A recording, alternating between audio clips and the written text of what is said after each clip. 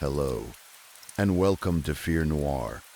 Before we begin, take a moment to leave a comment and tell me where you're listening from. I always enjoy reading them. If you enjoy slow, unsettling stories that gently draw you deeper into the darkness, don't forget to like this video and subscribe to the channel. Now, get comfortable, let your body relax into stillness, and allow the outside world to quietly fade into silence. Tonight, a story waits for you in the dark. So, close your eyes, listen carefully, and let yourself drift into Fear Noir. Story 1. I was 9 years old when I started living alone in a half-built 7-story building in Kabul. Even now, when I say that out loud, it sounds like something a child would make up to scare other kids. But it was real. Kabul was not a place where people always did things in safe, normal ways. My family lived in another area, and our building project was in the capital. The plan, at least on paper, was that the construction would keep going. In real life, it stopped halfway through. Money ran out, people argued, promises were made and then broken, and the workers slowly disappeared one by one until the whole place was just a skeleton of concrete. When a building sits empty like that, it becomes a target. People steal anything they can carry: metal rods, tools, wood, even windows, if they're installed. Sometimes they don't even steal. They just break things because nobody is watching. My father didn't want to hire a guard. Either he didn't trust anyone, or he didn't want to pay, or he didn't want the wrong person learning too much about us. So he sent me. He didn't say it like that, of course. He made it sound like a responsibility, like something that would make me strong. He told me I was smart for my age, that I would learn life early, that a boy should be able to handle things. He spoke as if he was giving me a gift, but I knew the truth.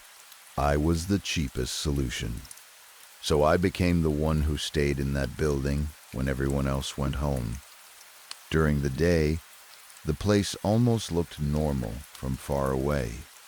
You could hear the city, cars, distant voices, horns, the constant movement that never truly stops.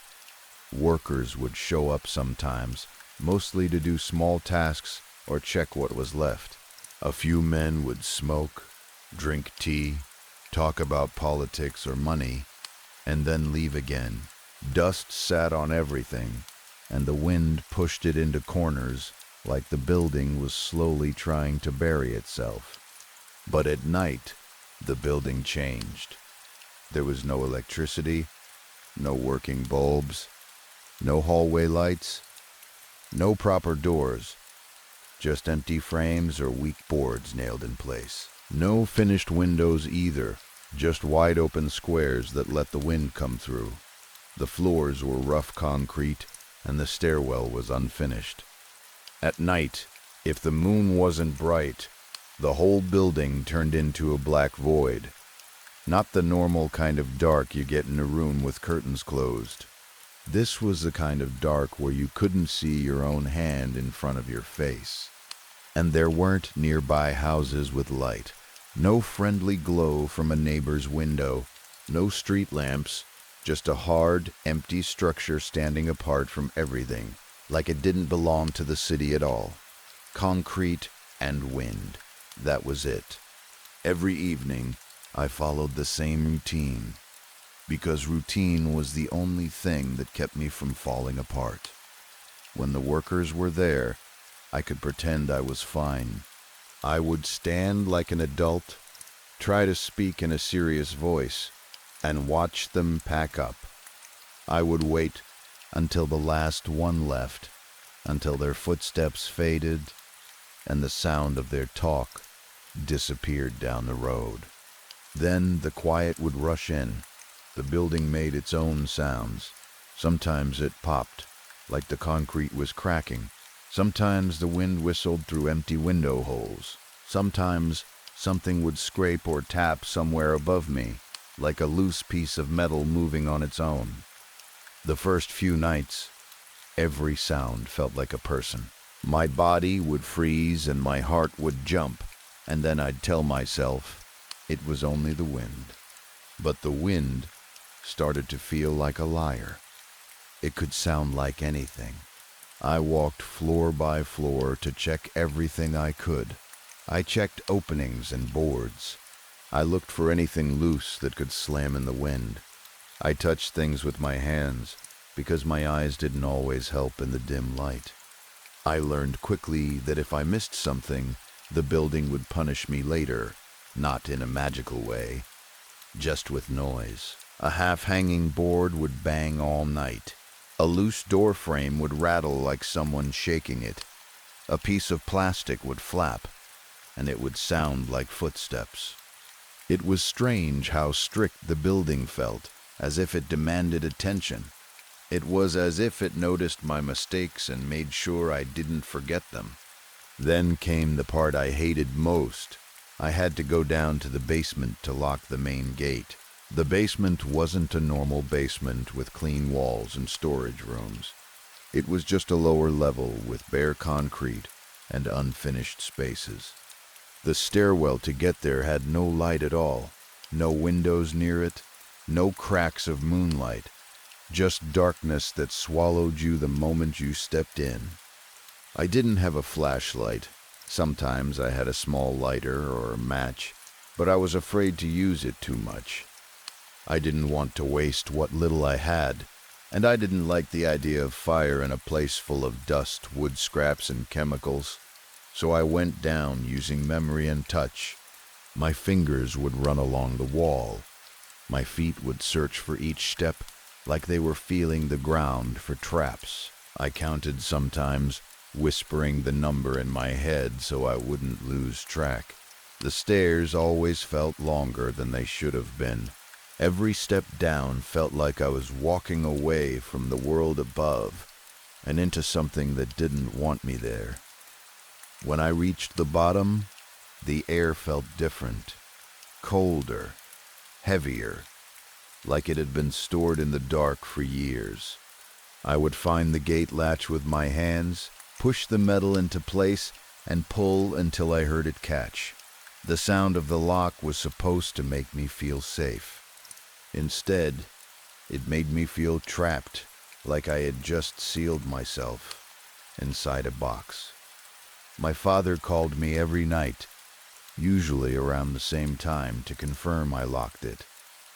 He didn't ask if I was okay. He didn't ask if I was scared. He asked about the gate. It wasn't because he believed in ghosts or anything supernatural. It was because kidnappings were real. They happened often enough that people talked about them like weather. A boy goes missing. A family pays. Sometimes the boy comes back. Sometimes he doesn't. If the family had money, it was worse. Everyone knew that. So my father taught me to act poor, to wear simple clothes, to stay quiet, to keep my head down.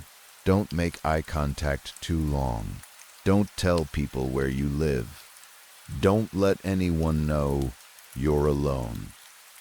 But I was still 9 years old, and I was alone in a building that wasn't finished, far from the comfort of my family, far from people who could help me if something happened. At night, I slept on a thin mattress on the top floor because it felt safer. Higher up meant I could hear someone climbing, at least in my imagination. It meant I was farther from the street. It meant if someone came in, I had time. The top floor wasn't finished either. There were open spaces where rooms were supposed to be. The ceiling showed raw concrete and exposed rebar. The wind was stronger up there, and it made the whole place feel like it was breathing. I tried to sleep with my back to a wall. Sometimes I used my jacket as a pillow. I kept my shoes close so I could put them on fast if I needed to run. I told myself little rules, like a soldier making a plan, because rules made me feel less helpless. But sleep didn't follow rules. Sometimes I would wake up between 2 and 3 in the morning. It happened so often that I started to fear those hours before they even arrived. I'd open my eyes and feel that strange emptiness in my head, like my thoughts were floating somewhere behind me instead of inside me. And sometimes I wouldn't wake up on the mattress at all. I would wake up standing. Once, I opened my eyes and realized I was in an unfinished hallway on the 6th floor. I didn't remember getting up. I didn't remember walking. The floor under my feet was cold, and the wind was moving through the window openings, brushing against my skin like fingers. Another time, I woke up in a room that still had piles of cement bags in the corner, and my hand was resting on the wall, as if I'd been leaning there for a long time. My arm ached, like I'd been holding that position without moving. The worst part wasn't just the confusion. It was the feeling that I wasn't alone when I was awake like that. It wasn't like I saw a person. I didn't see a shadow standing in the corner. It was more like the building itself had attention, like something in the air had turned its face toward me and was watching to see what I would do next. At first, I tried to be logical. I told myself I was sleepwalking. I'd heard people talk about it. I told myself it was stress. I told myself I was only imagining the feeling of being watched because I was a kid in a scary place. But then the strange part started. The more I thought about it, the more it seemed to happen. If I spent the day trying not to think about waking up somewhere else, the night would be calm. But if I caught myself replaying it in my mind, if I pictured myself standing in the hallway again, if I wondered why my body was doing it, then that night I would wake up somewhere new. Like my thoughts were giving the building ideas, I started to feel like thinking about it was making it worse, as if my attention was pulling it closer, making it heavier and more real. To cope, I tried to act strong in the way children do, which is really just pretending until you almost believe it. I made myself walk more confidently during the day. I tried not to flinch when a door frame rattled. I would talk to myself out loud sometimes, as if hearing my own voice could push the fear back into the corners. There was a mirror in one of the unfinished hallways. I don't know why it was there. Maybe workers left it. Maybe it was meant for one of the apartments later. It wasn't even properly installed. It leaned against the wall at a slight angle, tall enough that I could see my whole body. Sometimes at night, when everything was completely dark, I would stand in front of it. At first I did it to calm myself. I would stare at my reflection, make a tough face, lift my chin. I'd whisper things like, "You're fine," or "Nothing is here." I'd make silly expressions just to break the tension, like a kid trying to remind himself he was still a kid. But over time, it changed. My focus would lock in, like my eyes got stuck. My thoughts would slow down. The longer I stared, the less I felt like I was choosing to stand there. It was as if my body had found a place it wanted to be, and my mind didn't get a vote. Time stopped making sense. I couldn't tell if I'd been there for 1 minute or 10. The building would be silent, and then suddenly I'd become aware of my legs aching or my throat dry, and I'd realize I'd been standing in front of that mirror far longer than I thought.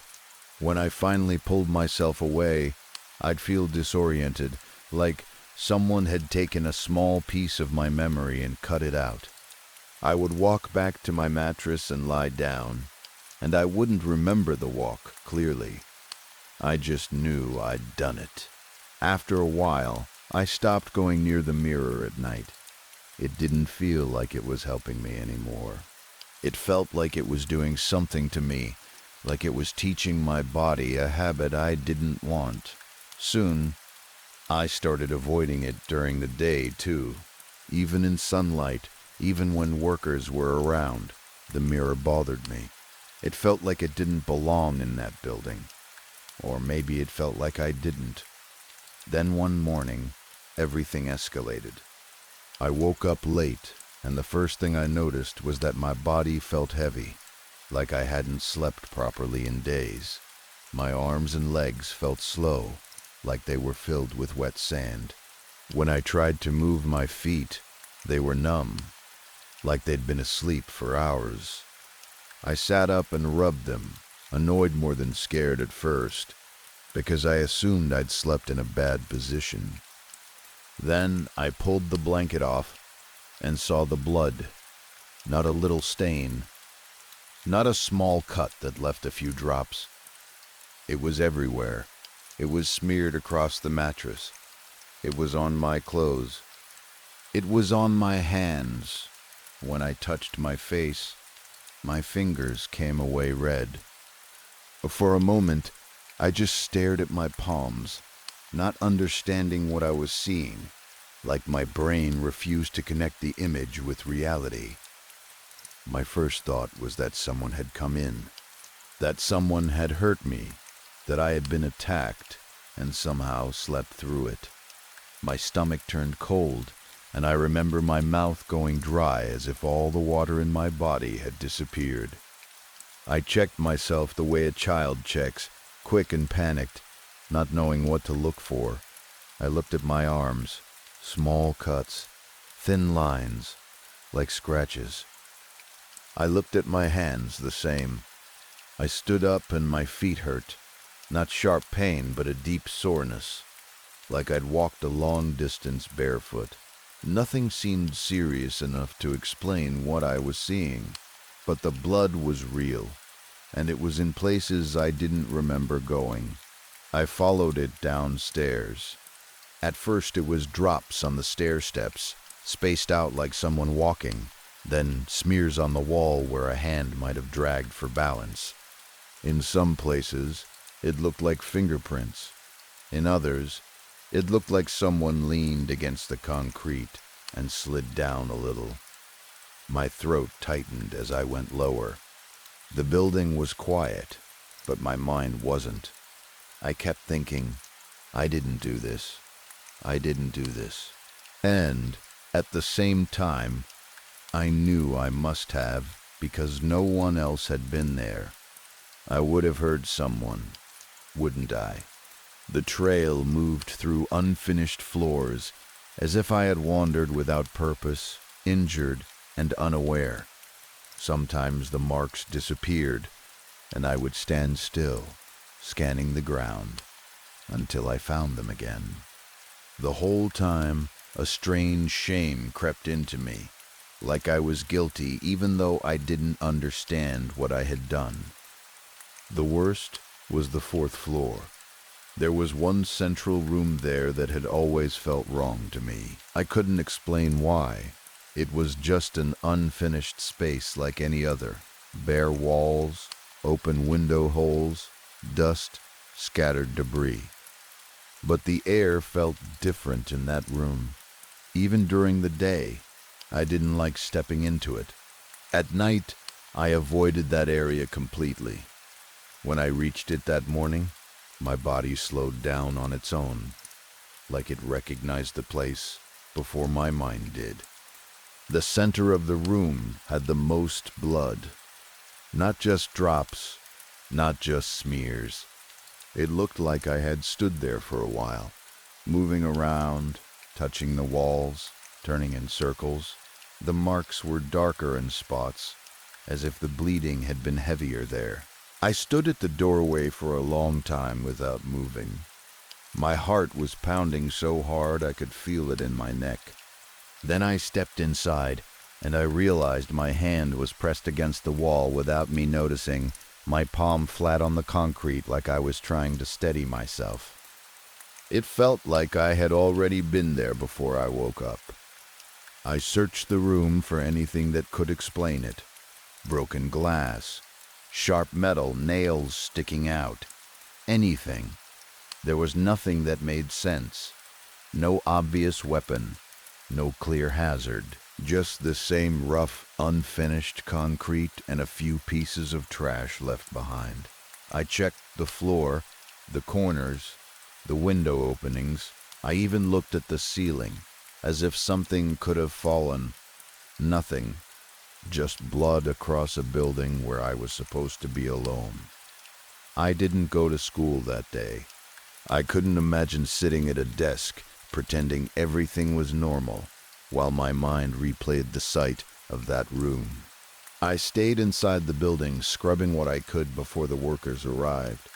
I used water from a container and old rags. The concrete drank the blood like it was thirsty, and no matter how much I scrubbed, I felt like I could still see it.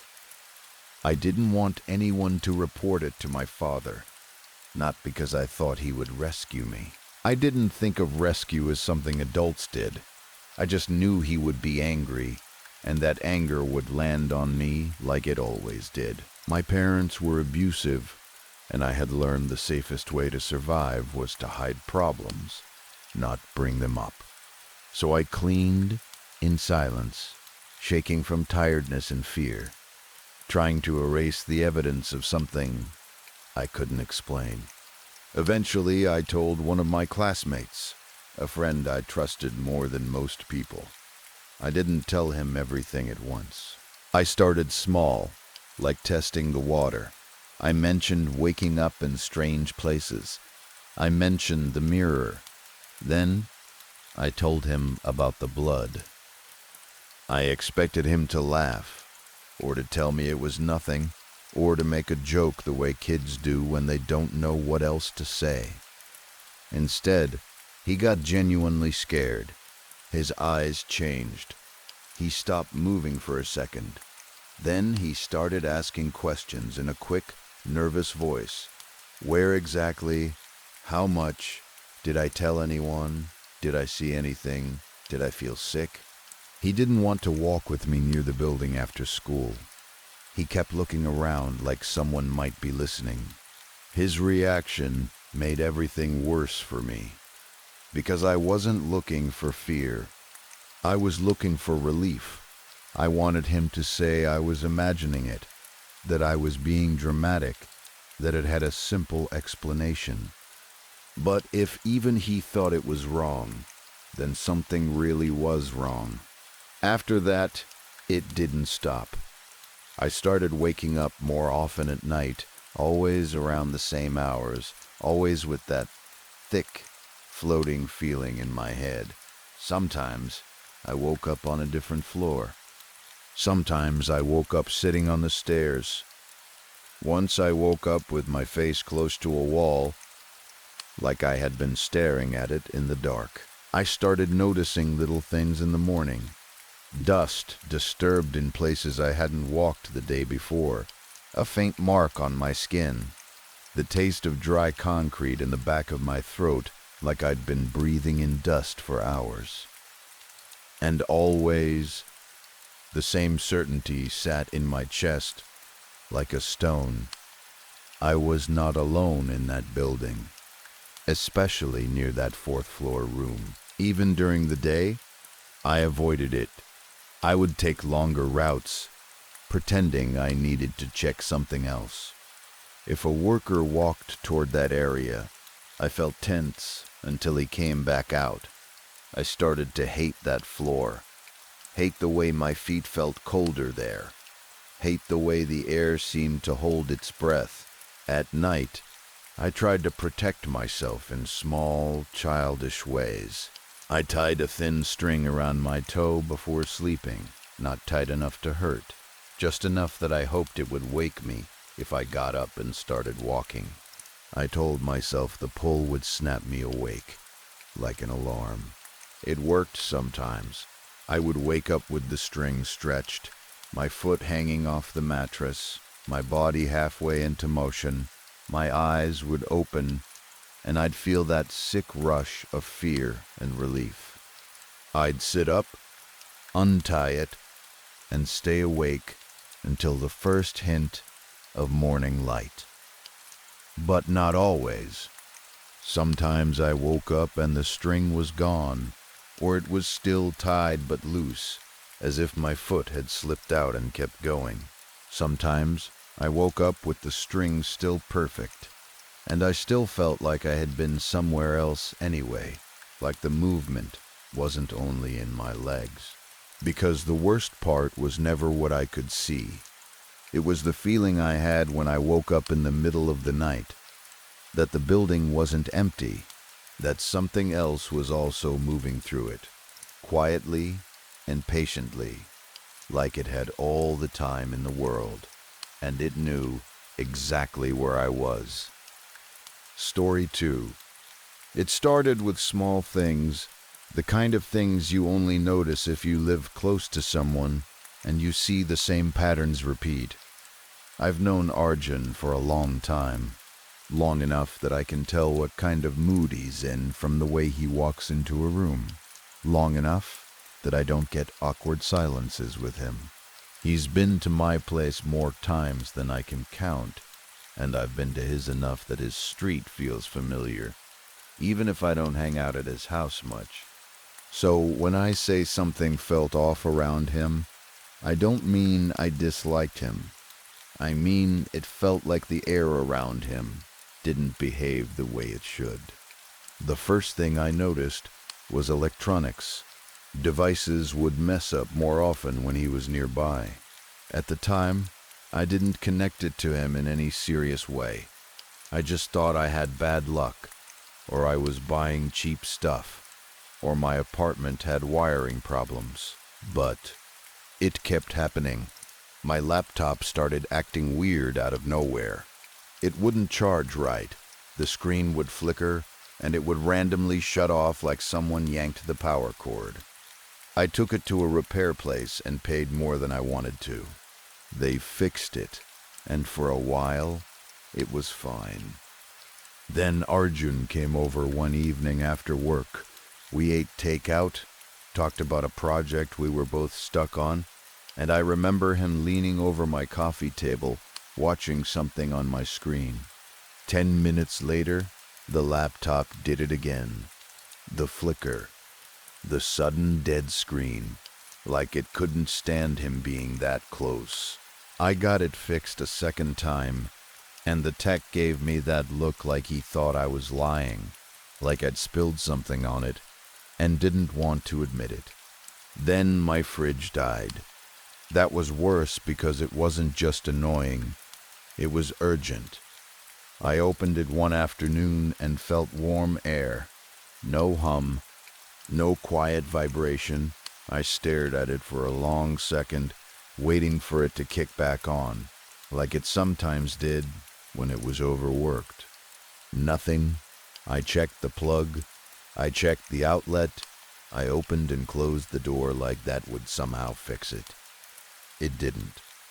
I had groceries for the week. Meat, milk, stuff that would go bad fast. I ended up throwing everything into bags, packing my car like I was moving out, and driving it all to my parents' place across town, so it wouldn't rot while I figured out what to do. Arjun helped me that day. He showed up when I texted him, carried bags, acted like it was nothing. He joked that I should just start eating everything in one night and call it a challenge. We were standing in my kitchen when it happened again. He went to plug in the small space heater I keep under the counter for winter, and the moment he pushed the plug into the outlet, the circuit breaker tripped. The lights snapped off. The kitchen went silent. Arjun froze with his hand still on the heater cord, like he was waiting for me to accuse him of something. Then he gave a short laugh, but it sounded forced. "Guess your place really hates me," he said. I remember staring at him in the dim light coming through the window, my skin prickling for no clear reason. I told him it was just old wiring. I went to the breaker panel and flipped it back on. Later, after he left, I tested that same outlet again. I plugged in the heater. Nothing tripped. I tried it twice more just to be sure. It worked, like it always had. I should have paid more attention to that. Arjun also has hearing that makes no sense. I don't mean good hearing like someone who can pick up small details. I mean, it's like his ears don't follow the normal rules. I noticed it slowly, in little moments. We'd be at my place, and I'd mumble something to myself from my bedroom while he was in the living room, and he'd answer me without raising his voice. At first I thought he was guessing from context, or he was reading my lips when I came out. But then it happened with walls between us, a closed door, a running faucet, music playing quietly. I tested it because it bothered me. I didn't tell him I was testing it, because that would have been weird, and I didn't want to start some argument over something I couldn't explain. One night, he was in my hallway, taking a phone call, and I was in the kitchen with the door mostly closed. I leaned close to the wall and whispered something so softly I could barely hear myself say it.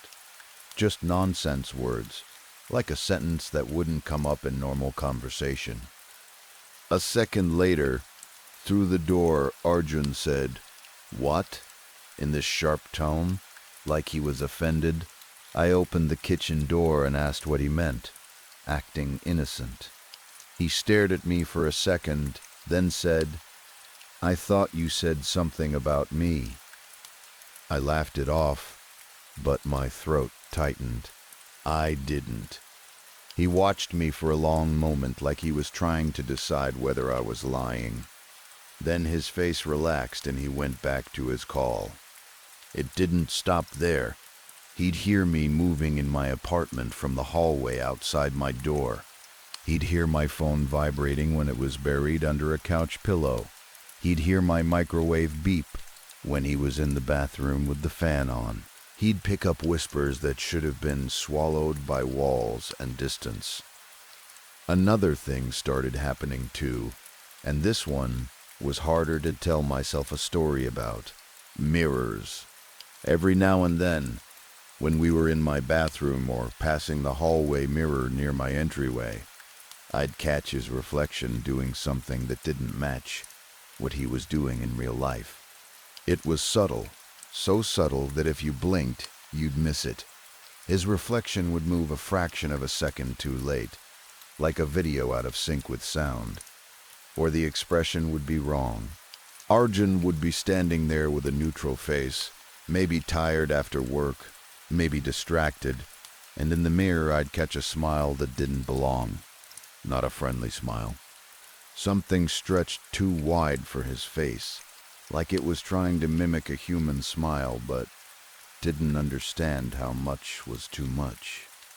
Once I saw his reflection frown, eyebrows pulling together in a hard, angry line, even though Arjun's real face was calm. When I turned to look at him directly, everything was normal. Same shaggy black hair, same relaxed posture, same casual clothes. He would blink at me and ask what was wrong. Sometimes out of the corner of my eye, I'd see him looking at me.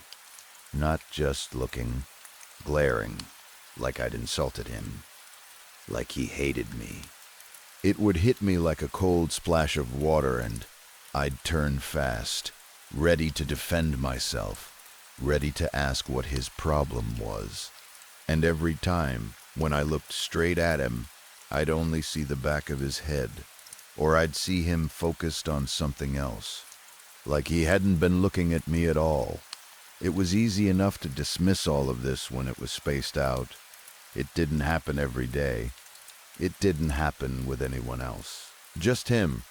And I didn't want to be the kind of person who jumps at shadows and makes up scary stories about their friends.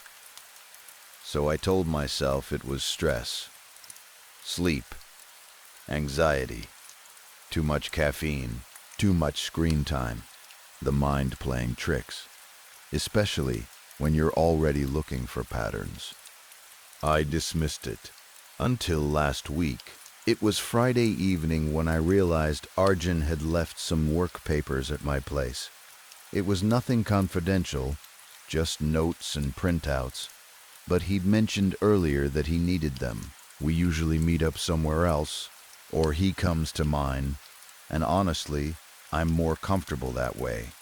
His house always felt strangely sealed off to me, like it didn't want visitors. I'd never been able to say that without sounding insane, so I kept it to myself. But that night I figured I'd do a quick stop. 5 minutes, drop the papers at his door. Maybe he'd thank me, maybe he wouldn't answer, and I'd leave them in his mailbox. Simple. I didn't call ahead.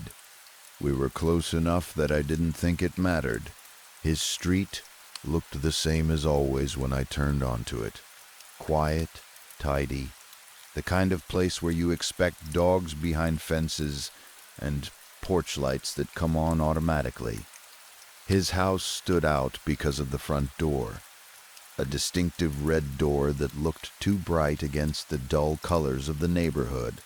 I parked and walked up, holding the papers under my arm. As I got closer, something felt different.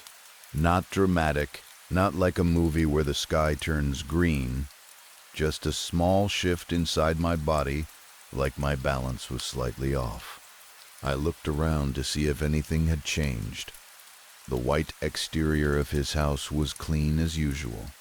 The planters by the steps were still broken and half empty, like they'd been knocked over at some point, and never replaced. The 3 steps leading to the entrance were still a little grimy. Everything looked normal. And yet, as I lifted my hand toward the knocker, I felt this tug at the back of my mind. The way you feel when you've forgotten something important and you can't remember what it is. It made me pause with my hand in the air. I shook it off and knocked. No answer. I knocked again, louder. Still nothing. That was strange. Arjun wasn't the kind of person to ignore someone at the door, especially if he was home. He'd at least call out or text. I waited a moment, listening. Nothing. Then I tried the handle, mostly out of habit, expecting it to be locked. The door opened. For a second, I just stood there staring into the gap, my brain refusing to accept it. Arjun didn't leave his front door unlocked. He double-checked it. I'd seen him do it when he left my place. He was the type to pull the door once, then pull it again, then check the lock, then test it one more time. My chest tightened. Had someone broken in? Had Arjun been hurt? Was he inside? I told myself not to panic. I forced myself to inhale slowly, then exhale, trying to keep my breathing steady. Maybe he'd just forgotten. People forget sometimes. It could happen to anyone, even someone careful. But my hand was already sweating around the papers. I pushed the door open a little more and stepped inside. Arjun's house is open plan, so from the entryway you can see into the living room and across to the main downstairs area. I expected to hear something right away. Footsteps, a TV, music, a phone playing videos, anything. It was silent. Not just quiet, silent in a way that made my own movements feel too loud. My shoes against the floor, the soft rustle of the papers, the slight creak of the door behind me. "Arjun?" I called out. No answer. The air inside smelled normal, like a clean house with maybe a faint hint of detergent. Nothing rotten, nothing smoky, no sign of a struggle. That made me feel a little better and worse at the same time. Better because it didn't look like violence had happened. Worse because it meant I had no explanation for why the front door was open and he wasn't responding. I walked further in, keeping my voice low, like I was afraid of disturbing something. "Hey, it's me. I'm just dropping off your papers." Still nothing. I took a few steps toward the living room and looked around. No Arjun. No shoes kicked off by the couch. No jacket. No sign that he was even there. I felt stupid for being nervous, but my nerves didn't care about logic. I decided to check upstairs, because maybe he was asleep. Maybe he had headphones on. Maybe he was in the shower. The only way to know was to look, and the idea of leaving without checking made me feel like a bad friend. I climbed the stairs slowly, listening hard. I tried not to imagine someone hiding in one of the rooms, because I didn't want my mind to do that thing where it turns everything into a horror scene. The upstairs rooms looked untouched, bed made, bathroom clean, no lights on, no running water, no hum of a fan. His closet door was slightly open, and I could see clothes hanging neatly. His backpacking rucksack was right there too, the one he always takes when we go out of town, propped next to the closet like it was ready. If Arjun had left in a hurry, why would he leave that? I went back downstairs with my heartbeat starting to feel loud in my ears. That's when I realized there was one room I hadn't checked. The kitchen. I'd walked right past it without noticing because of the open layout. The kitchen sits around a corner where you can't see into it from the living room. It's separated enough that it feels like its own space, and I'd been so focused on scanning the visible areas that I'd somehow skipped it. I turned and walked toward it, trying to move casually even though my stomach had started to twist. The kitchen door was closed. That alone was odd. I'd been to his place a few times and I didn't remember him ever closing that door. The kitchen always felt like part of the house, not something you shut off. The door was stained wood with a black round knob. It looked polished but old, with small splits in places like the wood had dried out over time. I stopped in front of it and listened. Nothing. My panic was rising again, mixing with a strong urge to leave. I couldn't put a clear reason to it. It was just a door. A normal door in a normal house. But my body was reacting like it was a cliff edge. I tried Arjun's phone again. Straight to voicemail. I thought about calling someone else, but who? His family? I didn't even have their numbers. The police? And say what? My friend didn't answer his door and he left it unlocked. I'd sound ridiculous. So I stood there holding the papers, staring at the knob like it was a test I didn't want to take. Then I heard something. A noise from inside. At first I couldn't place it. It sounded like someone throwing up, but wrong somehow. Wet and rough. Like choking. Like gagging hard. Then it sounded like a cat coughing up a hairball, except deeper, heavier, and way more violent. My skin went cold. I reached for the knob. My hand wrapped around the black metal. It felt cool, almost damp, but that might have just been my sweaty palm. I twisted slowly. The door swung open in a smooth, steady way, like it had been waiting for me to do that. Warm yellow-orange light spilled out, lighting up the kitchen in a dirty, fake sunset glow. For a second, my mind couldn't understand what I was seeing, because I'd opened the kitchen door, but the light wasn't coming from the kitchen itself. It was coming from another door inside the kitchen. A basement door. I'd sort of forgotten Arjun's house had a basement. I knew it, in the distant way you know something from a real estate listing or a casual comment, but I'd never been down there. The basement door was always closed, and I assumed it was locked, and my brain had filed it away as unimportant, like a pantry, like a storage closet. Now it stood open, and the light was pouring up from the stairs. The kitchen itself was dim, and then I realized why. All the blinds were shut tight. I didn't even remember his kitchen having blinds, because I'd never seen them closed before. Arjun always left things open. He liked natural light. He once told me closed blinds made him feel boxed in. Yet here they were, shut like the house was trying to keep the outside out. That horrible hacking sound came again, louder now, echoing up from the basement. It wasn't just gagging. It sounded like something retching up thick chunks. Wet thuds hit the concrete below like heavy drops of something hitting the floor. I almost jumped out of my skin. My heart slammed so hard I felt dizzy for a moment. I stood in the kitchen doorway, not fully stepping in, like a part of me wanted to keep distance from that light. The basement stairs were narrow wooden steps boxed in by walls on both sides, leading down into concrete darkness. The light from below made the stairwell look even more claustrophobic, like a throat. Whatever was down there retched again. Then there was a moment of silence, just long enough for me to think, maybe it was over, maybe Arjun was sick down there and needed help.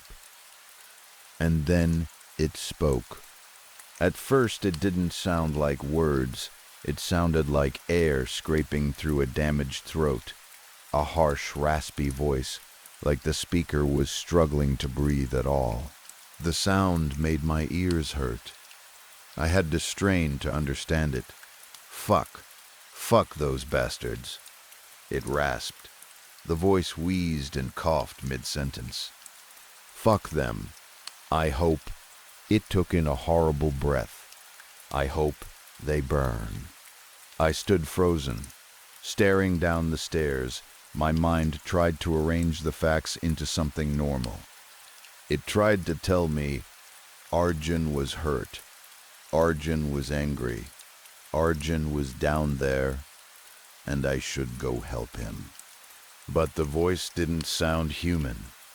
Not fully, and at the same time, it did. In a way that made my stomach turn, because the rhythm of it felt familiar. Like I'd heard it in casual conversations, like it belonged to someone I knew. I don't know what made me step forward. That's the part that bothers me the most when I replay it later. I'm not a reckless person. I don't go into dark places alone. I don't chase scary noises. If I hear something creepy outside at night, I lock my door and tell myself it's a raccoon. But in that moment, something pulled me forward. The best way I can describe it is like an invisible string hooked deep in my chest, not around my neck, not around my wrist, inside me. Like a quiet command that didn't use words, just pressure. I walked to the basement doorway and looked down. I didn't go down the stairs. Not yet. I just stood at the top, staring down that narrow passage. The walls on both sides made it impossible to see much. The stairs ended in concrete, and the light below flickered slightly like an old bulb. The sound came again, a wet cough that made me flinch. Then the voice, clearer this time because it was closer or because it was trying harder to speak. Fuck those bastards, it repeated, like it was stuck on the thought. I hope they burn. A groan followed, low and pained, and it bounced off the basement walls in a way that made it feel like the whole house was listening. Through my fear, something else pushed in. A horrible, curious need to know. What is down there? Because whatever it wasn't just an animal, it wasn't just a person having the flu. It was something that could talk and curse and hold a grudge. It sounded furious. It sounded sick. It sounded like it was suffering. And the worst part was that a piece of me, some soft, stupid human part, felt a pull of empathy. It sounded like it was in pain. For half a second I thought, maybe Arjun is hurt. Maybe someone did something to him. Maybe he needs help and he can't come upstairs.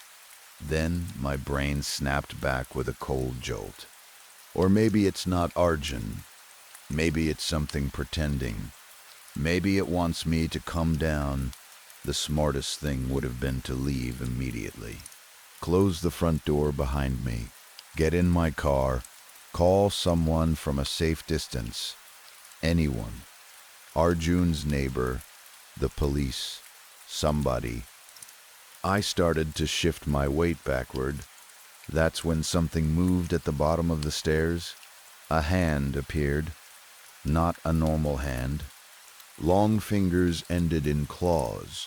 Not like neat, sharp nails, but like thick, curved tips that looked too hard, too dark. The skin was bruised in ugly colors. Black, green, deep purple, like rot under flesh.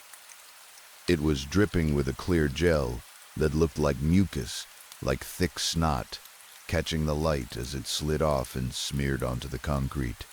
The hand scraped the floor. The sound was quiet but unbearable, claws dragging, nails digging into cement grooves. I froze so hard I felt like my joints locked. My stomach rolled, and for a second I thought I might throw up right there. My mouth filled with saliva, and I swallowed hard, trying not to make a sound. The hand flexed, and more of the arm slid into view, coated in that slippery goo. It left streaks on the floor like the creature was leaking. I didn't hear footsteps. I didn't hear a body shifting like someone standing up. It sounded like it was crawling, pulling itself forward with effort. And then I realized what it was doing. It was trying to climb the stairs. My body finally obeyed the fear. I ran. I don't remember deciding. I just moved. I turned so fast, I nearly slammed into the kitchen counter. The papers in my hand bent and slipped, and I think some of them fell onto the floor, but I didn't stop to pick them up. I sprinted through the living room, my shoes pounding against the floor, my breath tearing out of my throat. I yanked the front door open wider, stumbled down the steps, and practically threw myself toward my car. My hands shook so badly I fumbled the keys. I dropped them once. I grabbed them again. I got the door open, climbed in, and locked the door so fast my fingers hurt. I sat there in the driver's seat with my chest heaving, staring at Arjun's red front door like it might burst open any second. Nothing happened. No one came running out after me. No scream. No chase. No sound at all. That silence should have calmed me down, but it didn't. It made it worse, because it left room for my imagination to fill in the gaps. It made me picture that hand slowly dragging itself upward in the dark, taking its time because it didn't need to rush. I started the car and drove away so fast I probably looked drunk. Only when I was a few blocks away did I realize I'd been holding my breath again. It's been a week since then. An hour after I left, Arjun started texting me like nothing happened. At first it was normal, boring stuff. Hey, what's up? I think I left some work papers at your place. Yo, dude, rue asleep. You always text back so fast. Each message made my skin crawl, not because of what it said, but because it fits so perfectly with the lie of normal life. Like my brain was supposed to accept that I didn't just stand at the top of his basement stairs and watch something inhuman move in his house. I stared at the screen for a long time, with my thumb hovering, trying to decide what to say. Part of me wanted to answer with something casual, to test him, to see if he'd slip up. Yeah, I have them, I'll bring them Monday. Or maybe, Are you okay? Or maybe, why was your front door unlocked? But every time I pictured myself texting him, I pictured that voice too, that rasping voice with the words pushing through it like they were coming out of a throat that wasn't built for speech. So I didn't answer. I stopped checking my messages after a while. Then he started calling, again and again and again. My phone would light up and vibrate, and I'd feel that same cold wave go through me. I didn't want to hear his voice, not through a speaker, not through a voicemail, not in any form, because I was terrified I'd recognize something in it. I blocked his number. Then he showed up at my house. The first time, I heard the knock, and my body went rigid. I went to the window and peeked through the edge of the curtain. It was Arjun. He looked normal. He looked like himself. Same hair, same posture. He stood there with his hands in his pockets like he was annoyed, like he couldn't believe I was ignoring him.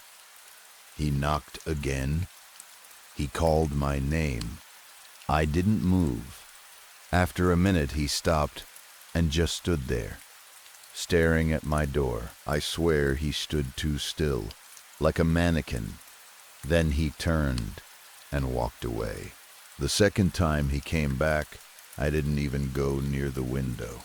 I stayed farther inside, like my apartment was a hiding place, like he couldn't sense me if I stayed quiet. After that, I kept my curtains shut. All of them. Even during the day. My place felt smaller, darker, but I didn't care. I didn't want to look out and see him standing there again. I didn't want to make eye contact through glass. I've replayed the basement scene over and over in my head, like my mind is trying to solve it. Like if I think hard enough, it will become something normal. Maybe it was an intruder. Maybe someone broke in and Arjun wasn't home. Maybe it was a sick person hiding down there. But it spoke like it knew the house. It sounded angry in a personal way. And that hand didn't belong to any person I've ever seen. I keep circling back to the same detail. The one thing I can't scrub out of my memory no matter how hard I try. It was Arjun's voice. When the creature spoke in that broken, hellish rasp, underneath it all I heard him. Same tone, same pacing, same way of stressing certain words. Like Arjun was trapped under the sound, like his voice was wearing something over it. I can't explain how I know. I just do. And that's what's keeping me awake at night, staring at my ceiling in the dark, listening to every tiny sound my apartment makes, wondering if the next knock I hear will be him again, wondering if the next time I look in a mirror, I'll see something slightly out of sync behind me.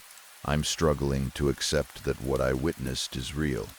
I want to believe I panicked and my mind filled in the blanks.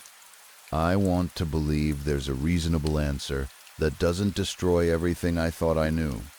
But if I'm wrong, if I'm not imagining it, then I don't know what I'm supposed to do with that truth.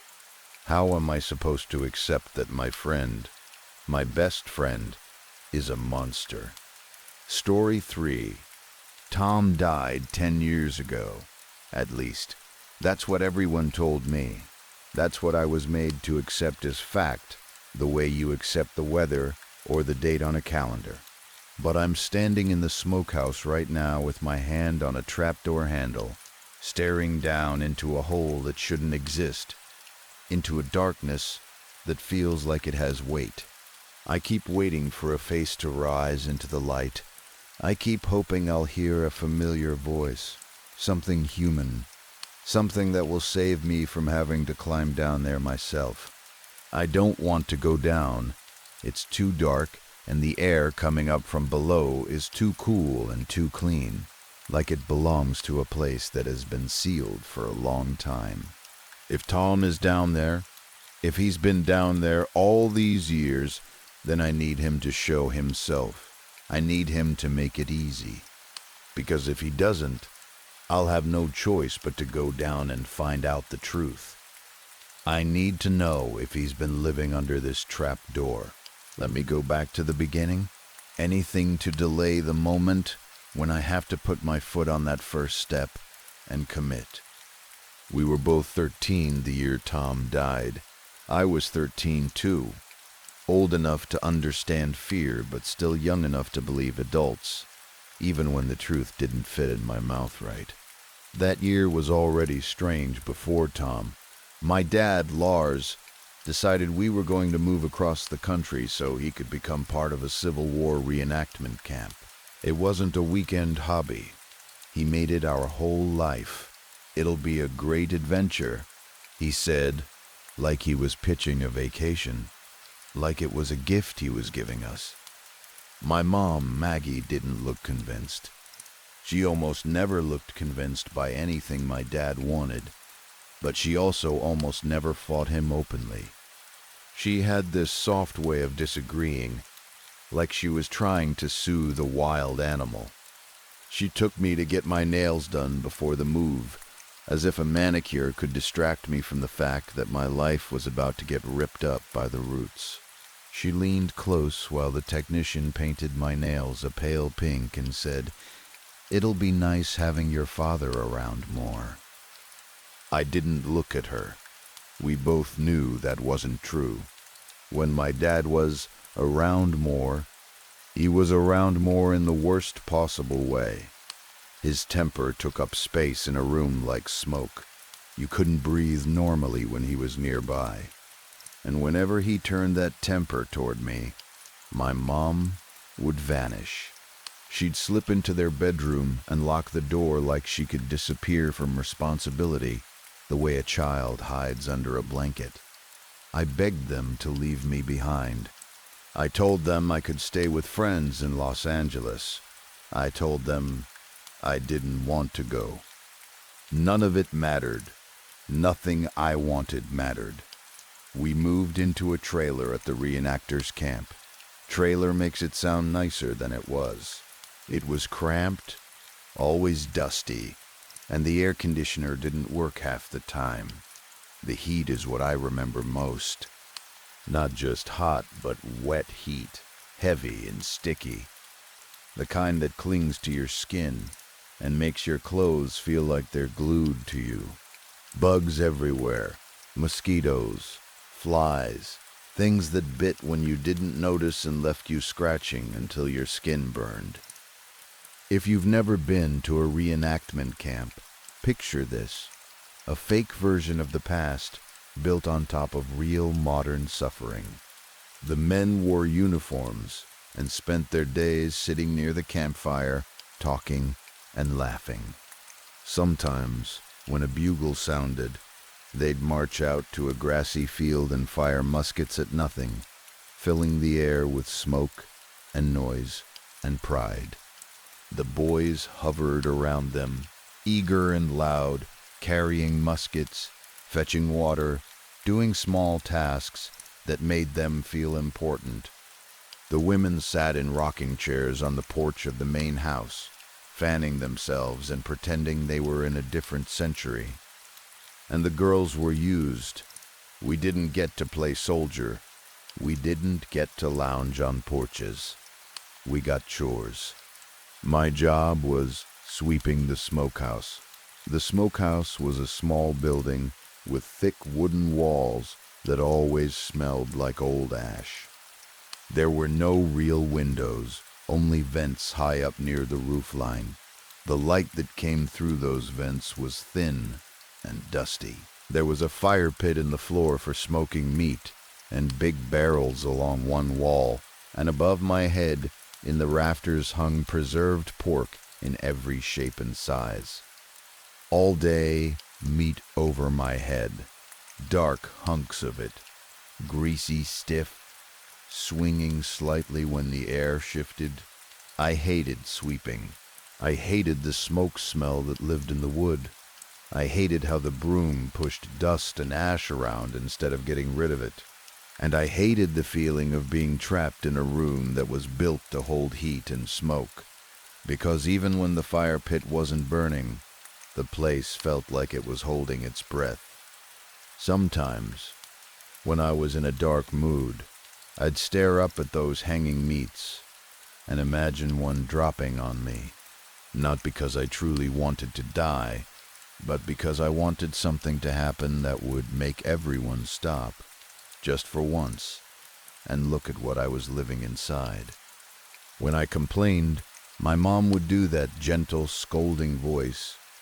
"Be grateful you don't have to deal with the flies," she said once. Like flies were the only suffering that counted. I wanted to snap back, to say something awful, something that matched how angry I felt. But I never spoke to my parents like that. I didn't have the freedom to be rude. I was a good girl, because in our house, good wasn't a personality trait. It was survival. If I ever forgot to be good, my dad would remind me. He always found a way. Punishment helps you remember, my mom would say softly after, while she bandaged me up, like she was explaining something kind and logical instead of covering bruises. So, I swallowed my anger. I kept my mouth shut. I swept. That's how it was when I first saw Tom. One afternoon, my blouse was sticking to my chest with sweat, and I was stepping outside to dump the dust and ash when I noticed him in the field. He was alone, kicking at the grass like he wanted to dig a hole in the earth with his foot. He muttered to himself. Every so often, he'd pick up a stick and throw it as hard as he could, like he was trying to launch his frustration into the sky. Something about him made me stop. Maybe it was the loneliness. I recognized it. I almost left him alone, but I thought maybe he needed a friend. Or maybe I did. I walked over slowly, careful not to startle him. He didn't look at me. He didn't tell me to go away. So I picked up a stick too, and threw it. It landed in the grass with a dull sound. Tom threw another, harder. We didn't talk right away. We just did it again and again, walking and throwing sticks like we'd invented a game that didn't need rules. I could feel the tension in my shoulders easing. For the first time since we'd moved, I didn't feel like I was suffocating.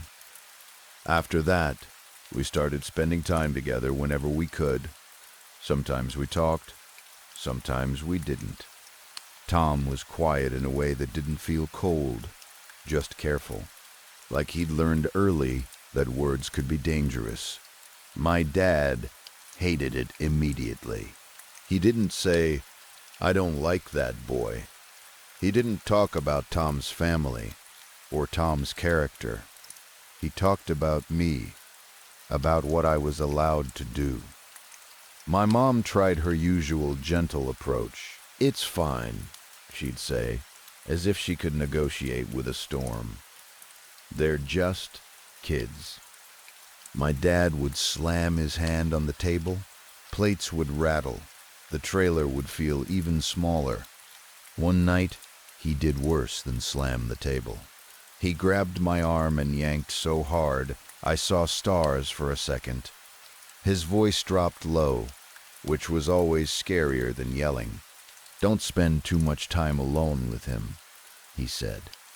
"Good little girls don't do that." The next day, my arm hurt so badly it turned out I'd need a cast. I didn't care. I told myself pain was worth it. I was 13 and stupid and full of feelings that didn't know where to go. I was in love, or I thought I was. And of course, my father would hate anything that made me feel like I belonged to myself. My crush became its own kind of weather. Thick, constant, impossible to ignore. I layered berry lip gloss until my mouth looked shiny and swollen. I washed my hair with floral shampoo that smelled like lilacs because I thought that might make Tom notice me in a new way. "You look drunk," my dad sneered once, staring at my lips. The flies swarmed me because of the sweet scent, and people at camp looked at me like I was asking for attention. I should have gone back to the harsh soap everyone used, the kind that smelled like peppermint and chemicals, but I was determined. I didn't know what I'd done to attract my first lover years earlier, a boy I hadn't wanted, and I'd carried that confusion like a bruise. If I could just figure out the right steps, the right smell, the right look, maybe I could make someone want me in a way that felt safe. Tom's mom, Carol, seemed to think it was sweet that Tom and I were close. She was kind to me in small ways that felt huge. She'd offer me lemonade. She'd smile when she saw us together. Once, she invited me into their trailer, and we baked cookies, flour on our hands, the air smelling like sugar and butter.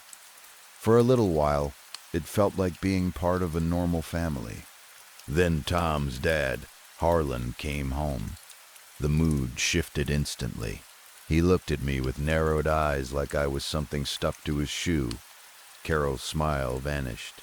My skin prickled. I mumbled an excuse and hurried out, leaving the cookies behind like I'd never been there. One early evening, still hot and sticky out, about an hour before dinner, Tom and I went down to the lake to cool off. My cast had just come off, my arm still pale and slightly weak. We sat with our feet in the water, talking about nothing, skipping stones, swatting at flies. I kept sneaking looks at Tom's face, at the curve of his mouth when he almost smiled. I wanted him to kiss me. I kept waiting. I kept pouting like a kid in a movie. I kept telling myself he was just shy. When he was mid-sentence, I leaned in and kissed him. It wasn't a perfect kiss. It was quick and awkward, and probably too eager. But it was honest. Tom's whole face flushed red. He pulled back like I'd startled him. Then, instead of kissing me back, he started talking fast about the smokehouse. He stammered about a trap door in the floor, like he couldn't stop himself, like the words were tumbling out because they had been stuck in him too long. I felt a confused heat crawl over my skin. The smokehouse was the last thing I wanted to think about. I swallowed my disappointment and forced myself to ask, "Do you want to kiss me back?" He stared down at the water. His neck was bright red. And then, slowly, he shook his head. No.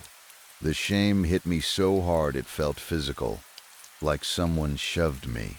My eyes burned. I scrambled to my feet and ran, splashing water everywhere as I went, like I could outrun the feeling. I never saw him again. When I got back to our trailer, my dad was livid that I'd been off with Tom. My mom tried to calm him, but they fought for hours after I went to bed. Their voices rose and fell through the thin walls, and then, suddenly, everything went very quiet. The kind of quiet that isn't peace, the kind of quiet that means someone gave up. In the morning, my dad sent me to my grandmother's house several hours away. He didn't frame it as concern. He framed it as a decision. "You're spending too much time with Tom," he said, while shutting the taxi door like he was locking me in. I almost told him he had nothing to worry about, that Tom hadn't wanted me, that my father's fear had been pointless, but I hated giving my dad any piece of my feelings, even through speech, so I said nothing. A few days later, my parents came to my grandmother's house and told me Tom was dead and we were going back to Los Angeles. accidentally shot himself, my dad said when I asked what happened. My mom sat next to him with her hands clasped tightly, head bowed, like she was praying or hiding.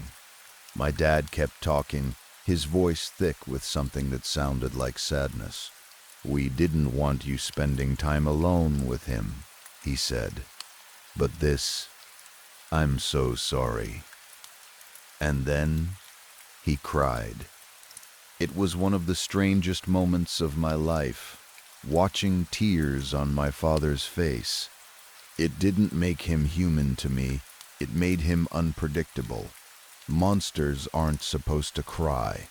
If they can cry, then what else can they do? It was my first real brush with death. I didn't know how to act. I tried to cry. I forced it because I thought that's what a person was supposed to do when someone died. But mostly, I felt confused. The more I thought about Tom, the more I realized that despite my obsession, I barely knew him at all. Time passed, the way time does when adults decide a story is finished. My parents acted like the entire camp chapter was over. We went back to LA. We returned to normal life, at least on the outside. On the second anniversary of Tom's death, I heard there would be a memorial at camp. Apparently, there'd been one the year before, but no one had told me. I asked to go. I couldn't believe my parents let me, but by then my behavior had issues, according to my mom. My dad was traveling for work again, and every time he came home, the cruelty looked carved deeper into his face. My mom looked tired all the time. Gray hair started showing at her temples, and a small part of me felt guilty for it, even though I knew I wasn't the one who had done this to her. When I asked to go to the memorial, my dad exploded. He broke a chair in a fit of anger and stormed out. When he came back, he was calm in that scary way, like he'd taken his rage somewhere private and stored it for later. He told me I could go, but there had better be a reset in my attitude when I returned. He wanted his good little girl back. At camp, I avoided the smokehouse. Too many memories. Carol avoided me too. When I tried to hug her, she gave me a look so cold it felt like a slap. I realized she didn't see me as a grieving kid. She saw me as something connected to pain, and she hated me for it. When the blue shuttle pulled up to take me to the airport, I had this sudden impulse. Like an itch, I went to the smokehouse anyway. Inside, long drapes covered the vents near the roof, blocking airflow. The place felt suffocating. There was a smashed clock on the bench, its face cracked like it had been thrown. I stepped closer and saw the bench was covered with cut pieces of hair, locks of it, snipped and gathered like someone had been collecting them. My stomach tightened. I didn't understand what I was looking at. That's when I saw the small slip of yellowed paper on the bench. "I will never forgive you for leaving me. -T." My chest went cold. My first thought was Tom, in his quiet voice, writing this somehow. And then the logical part of my brain tried to shove that thought away. Tom was dead. The shuttle honked outside, impatient. I stuffed the image into the back of my mind and ran. By the time I got back to LA, I told myself it had been nothing. Grief does weird things. People do weird rituals. I forgot about it the way you forget a nightmare once daylight fills the room. The next year, when the memorial came again, I wanted to go.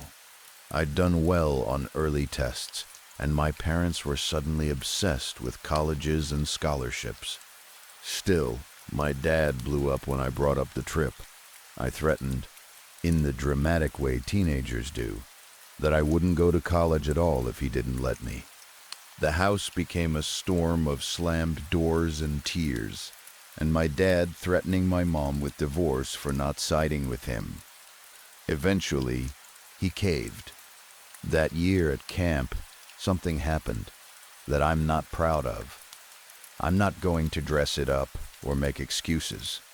I got pulled into a situation with Harlan, Tom's father, that should never have happened. I was young and lonely and desperate for attention that felt like care. He was older, and he knew exactly what to say and how to say it. We talked about Tom. We talked about Carol falling apart after his death. I talked about my dad's cruelty, my mom's weakness, how unloved I felt, how empty I was in the quiet moments. It should have stayed a conversation. It didn't. I can admit now, as an adult looking back, that it wasn't romance. It was exploitation wearing the shape of comfort. He crossed lines that should never be crossed. And the sickest part was how he tried to frame it as something tender. At one point he whispered, "I love that you're a virgin." I wasn't, but almost no one knew that. So I pretended, because I didn't know how to protect myself except by becoming whatever someone wanted. After that, I almost forgot to stop at the smokehouse. I only remembered when the shuttle arrived. I loaded my bag, made up an excuse, and ran. The curtains still covered the vents. The smashed clock was still on the bench. The locks of hair had been woven into an ugly wreath now, shaped like a funeral decoration someone made with shaking hands. There was less meat hanging from the rafters than before, and the air felt stale. The old note was still there, and there was a new one, written on the same yellowed paper. "You abandoned me when I needed you most. Why didn't you save me? -T." My skin prickled. It didn't feel like grief anymore. It felt targeted, like a finger pointing. But the shuttle was waiting, and I was already living in a mess of secrets and shame. And I didn't have the emotional space to solve another mystery. I left. The following year, getting to the memorial turned into the biggest fight yet. My parents wanted me to focus on tests. They also found an email Harlan had written me and grew suspicious. I lied. Of course I lied. I swore they were misunderstanding, making something out of nothing. It didn't matter. They refused to let me go. So I went anyway. I stole money for airfare. I told them I was staying at a friend's house. I went to camp without their permission, reckless and terrified. The fear followed me like a shadow, and I got stomach cramps thinking about what my dad would do when I got home. That visit was chaos. People saw things they shouldn't have seen. I could feel eyes on me, and I kept expecting Carol to confront me. She didn't. She just watched. Sometimes with a look on her face that made me feel like she knew everything and was waiting for the right moment to punish me. With all the drama, I forgot about the smokehouse until I was halfway to the airport. I made the shuttle pull over. I said I needed to see it before leaving. That was true, but not in the way they thought. I also wanted to see Harlan one more time, because part of me was addicted to the attention even when it made me feel sick. Harlan came with me to the smokehouse. He told me the curtains, the broken clock, the hair wreath were old mourning practices, things people did during the Civil War. I didn't know if he was telling the truth or just telling a story. He reached the bench first. There was another note. He picked it up, read it, and the color drained from his face so fast it was like someone turned off a light inside him. He tore the paper up, swore under his breath, and stormed out, without even looking back at me. He left the torn pieces on the floor.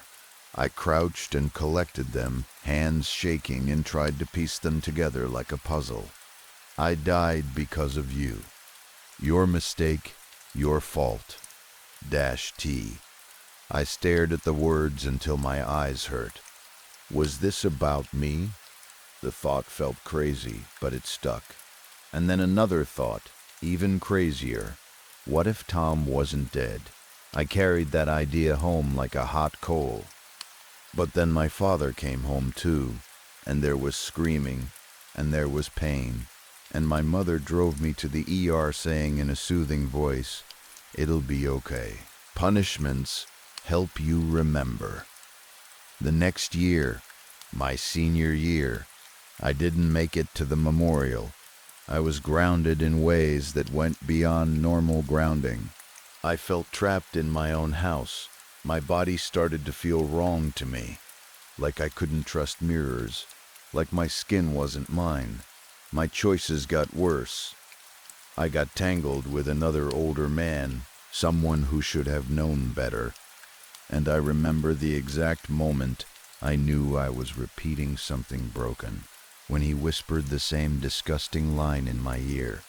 Like men, all read from the same script. "I love that you're a virgin." My parents found out, and somehow it was still my fault. I was accused of seducing him. The fight that followed ended with me on crutches.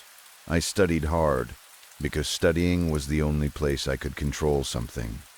I did well enough to get into Wesleyan that fall. College blurred together. I got better at hiding. I stopped thinking about Tom and camp and smokehouses and notes written in dead boy handwriting until the 10th anniversary. I came back to camp a year after graduating, exhausted and broke, working a terrible job and spending money on therapy like it was rent.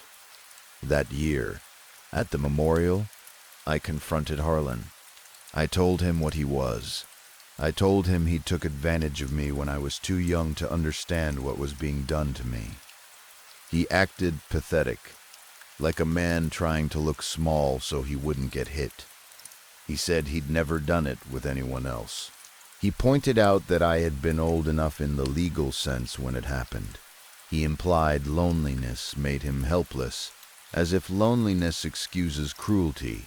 I didn't get the clean justice moment I wanted. Life doesn't hand those out.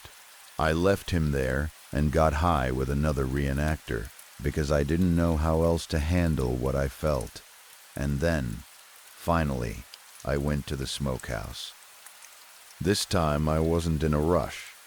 The sun was lower in the sky, and the camp noise sounded far away, muffled by heat and distance.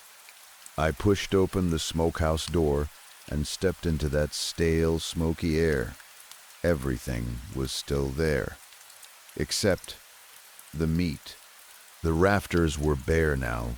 The curtains still covered the vents, and it hit me that if they'd been there this whole time, no fire could burn properly.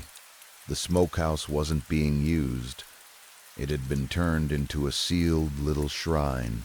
On the bench were several notes now, all on yellowish paper, more than I'd ever seen. I picked one up and read it. "I hope you burn in hell for what you did to me. You walked away from me, abandoned me, let me die, then went on living your life, having your fun. I know what you did and you will pay. Tom." I stared at the signature until my throat tightened. It had to be Carol, I told myself. It had to be her twisted way of grieving, writing in Tom's voice, punishing herself or punishing others. Because Tom was dead. That was the only sane explanation. But for the first time, I remembered something Tom had said by the lake after I kissed him. The trap door. I hadn't thought about it in years. I'd forgotten it the way your mind forgets details that don't fit anywhere. I moved the barrels out of the way. They scraped the floor with a sound that made my teeth ache. Dust rose into the air, and there, in the floorboards, was a metal handle. A trapdoor. My pulse slammed against my ribs. My hands went cold. A thought flashed through me so fast it felt like someone else put it there. What if Tom is alive? No. Impossible. A decade. No one could live under a trapdoor for 10 years. Not without being found. Not without food. Not without air. Not without losing their mind. Still, my fingers wrapped around the handle. I pulled. The trapdoor lifted without a creak, smooth and oiled, like someone had been maintaining it, like someone used it. Underneath were steps leading down into darkness. My mouth went dry. I leaned over the opening. "Tom!" I shouted, immediately hating how shaky I sounded. "Tom, are you there?" For a second there was nothing, and I almost laughed at myself. Of course there was nothing. I was chasing ghosts and grief and old trauma. Then, something shuffled down there. The sound was soft but real. My whole body jerked. My heart tried to climb into my throat. "It's a rat," I told myself. A possum. An animal nesting. Anything but Tom. "Tom!" I shouted again, my voice cracking. A voice came back, and it did not sound like an animal. "Go away," it rasped. The sound hit me so hard, I lost control of my bladder. Hot shame soaked my underwear. I stood there frozen, humiliated and terrified, and unable to focus on anything but the fact that someone was down there, and they had answered. Was that Tom? It couldn't be. It sounded wrong, too deep, too rough, like the speaker's throat was damaged. My hands shook so badly, I dropped my phone trying to turn on the flashlight. It fell into the mess at my feet. I grabbed it, wiped it on my shirt like that would erase the moment, and after a couple of panic swipes I got the flashlight on. I aimed the light down the steps. The beam only reached a few feet, swallowing into black. "Who's there?" I shouted, trying to sound in control. "Identify yourself." "Go away," the voice snapped back, forced and unnatural. Every part of me screamed to close the trapdoor and run, to tell myself it was a prank or an animal or anything that meant I didn't have to find out. But I couldn't. Not after the notes, not after 10 years of this story haunting the edges of my life. "I'm not going away," I yelled. It came out stronger than I felt. My mouth tasted bitter like adrenaline. "Tell me who you are, or I'm coming down." Silence, and the silence made it worse, because now I'd issued a threat, and the only way to keep any dignity was to follow through. My mind tried to bargain with fear. The worst that can happen is I die, I told myself. If I die, it'll be quick. I won't even know. So there's nothing to be afraid of. That's the lie you tell yourself when you're about to do something you don't want to do. And that's when I typed everything out, trying to buy time, trying to make a record, because part of me knew if I disappeared, my father would control the story. He always did. But no one came up, no face, no explanation. So now, there's no more delaying. "I'm coming down," I shout, and my voice shakes anyway. I put one foot on the first step. The air changes immediately, cooler, almost pleasant, like stepping into shade after a brutal day in the sun. My skin breaks out in goosebumps. I take another step, and another. The light from my phone shows only a few inches at a time, like the darkness is pushing back. By the third step, the cool air makes a horrifying thought feel less impossible. Someone could survive down here. Someone could hide. Someone could stay unseen. I scan the space as the stairs open into a larger room. My phone's beam finds a small table with a candle on it, a mattress on the floor. The concrete looks clean, not abandoned. There's more room than I expected. Where is he? I swing the light under the table. Nothing. Then I notice a corridor leading deeper, a long hallway disappearing into black. My stomach turns. How far does it go? Is there a second room? A way out? A bathroom? A grave? The air down here doesn't smell like decay. It smells oddly normal, like dust and cool stone. I step onto the landing. No cobwebs, no thick layers of grime. Signs of life. Don't make me chase you. I yell, trying to keep the fear out of my tone. I will find you. Show yourself. A shuffle comes from the corridor. My heart kicks hard. The figure moves in the darkness and then starts coming toward me. He stooped, like someone who has spent too long in a low-ceiling space or too long bowing their head. My phone light shakes as I raise it. The beam climbs his body, and when it hits his face, I scream so loud, my throat burns. It's my dad. Dad! The word comes out as a whisper, like my voice forgot how to work. My brain feels too big for my skull, pounding against bone. The air feels suddenly thin. What are you doing here? He looks up at me calmly, almost peacefully, like he's the one who found me somewhere I shouldn't be. Visiting Tom, he says quietly. The words make my blood run cold. Wait, I manage. He's alive? My throat is bone dry. He's alive down here. My dad is quiet for so long, I think he won't answer. The silence stretches, and the only sound is my own breathing, too fast, too loud.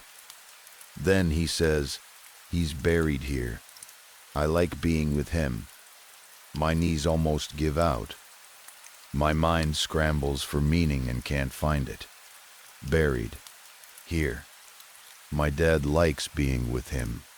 What do you mean? I choke out. Why? He doesn't move much when he speaks, but his eyes are steady, too steady.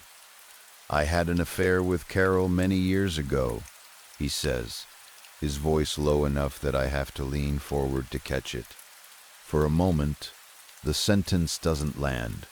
It floats in the air like a foreign language. Then my brain translates it, piece by piece, and the weight of it crushes down on me so hard I drop into a crouch without meaning to. The concrete is cold under my hands. Carol, Tom's mom. My dad, an affair. Tom, my half-brother. A terrible clarity slices through me sharp and clean. Tom must have known something. He must have found out. He must have said the wrong thing to the wrong person. And my father, who always needed control, would have seen Tom not as a child, not as a boy, but as a problem. A loose end. A threat. I force myself to stand again, legs trembling. I remind myself of something I promised when I started down these steps. Be brave. Don't be scared of him. Not here, not now. Not when the truth is right in front of me. I lift my phone light higher, shining it directly onto his face so I can watch him, so I can catch a lie as it forms. Did you? My voice breaks. I swallow and try again. Did you kill Tom? My dad bites his lip, and as he slowly shakes his head, the motion hits me with a sick flash of memory. Tom at the lake, face red, shaking his head no after my kiss. My dad swallows hard. His eyes don't leave mine. Your mother always said punishment helps you remember, he says. And in the cool air beneath the smokehouse, with the dark corridor behind him and the trap door above me like a closing mouth, I understand something I've tried not to understand my whole life. He's not denying it. He's reminding me. Story 4. I wasn't ready. I just didn't know it yet when we first arrived. I can still picture the moment my dad opened the letter. Everything in our house had already been coming apart, like threads snapping one by one, and that envelope was the last pull. Dad's face, usually calm in that strict, controlled way, drained of color as he read. His eyes moved fast across the page, then slowed, like the words started to hurt. They're saying I'm unfit for my position, he said. His voice cracked on the word unfit, like it didn't belong in the same sentence as him. They're transferring me. Then the anger hit him all at once. Me? Unfit? He shouted, and slammed his palm down on the table so hard the dishes jumped. His hands were cold and sweaty at the same time. It scared me more than the yelling. Rage, I understood. That kind of clammy panic underneath it made him feel unpredictable. I stood there with my mouth dry and my forehead damp, already knowing this wasn't only about a job. Dad's work was everything to him, his pride and his proof that he mattered. Losing it didn't just mean we'd move. It meant he'd be forced to feel small, and he never allowed that. Before I could even take in what he was saying, I saw my mom's face change. She shot him a look so bitter it almost seemed like she'd been holding it back for years. I warned you, she said. Her voice wasn't loud, but it was sharp. I warned you, but you never listen. They don't want us to live happily. They envy you. They envy us, our life, our comfort, everything. Her eyes were wet. Her face stayed stiff, like she didn't want to show how close she was to breaking. She looked like a soldier who'd lost, not in one big battle, but in 100 small ones. My sister tried to speak, but where? She started, then choked on her own breath and began coughing hard, the kind of coughing that folds you in half. That was always there in the background of our lives now. Her illness, her treatments, her weakness that made everything feel urgent. My mom's voice shook. How will she? She couldn't finish. She couldn't imagine my sister getting treatment somewhere else. I remember thinking, with this cold, sinking dread, that somewhere else wasn't going to be a better city hospital. It was going to be whatever place Dad had been sent to, a place nobody chose on purpose. He didn't listen to Mom at all. He threw the letter on the floor and hit the table again. He stood up so fast, his chair scraped the tiles with a painful screech. Then he stormed toward the door, muttering to himself, talking like the walls were his enemy. He'd lost the thing he valued most.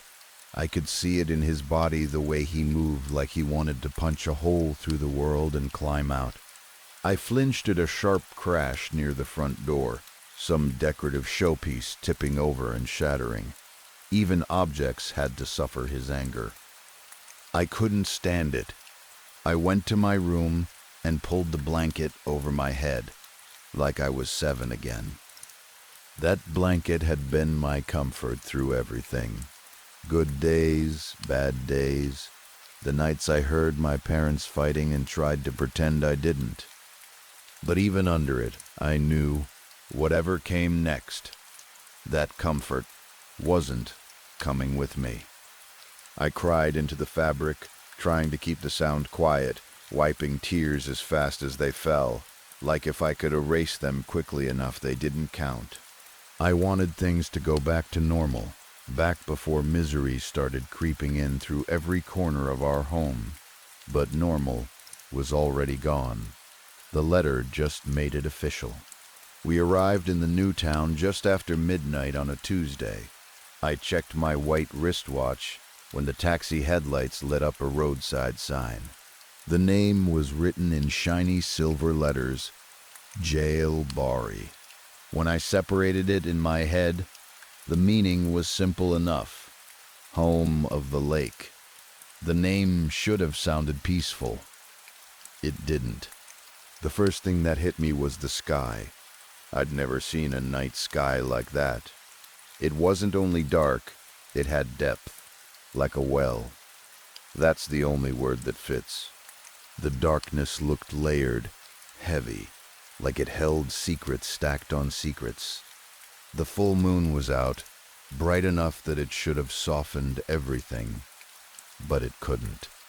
The moonlight felt rejected, like the sky refused to let it in. For a moment, I forgot the taxi, my parents, everything, and just stared upward, weirdly mesmerized by that blackness.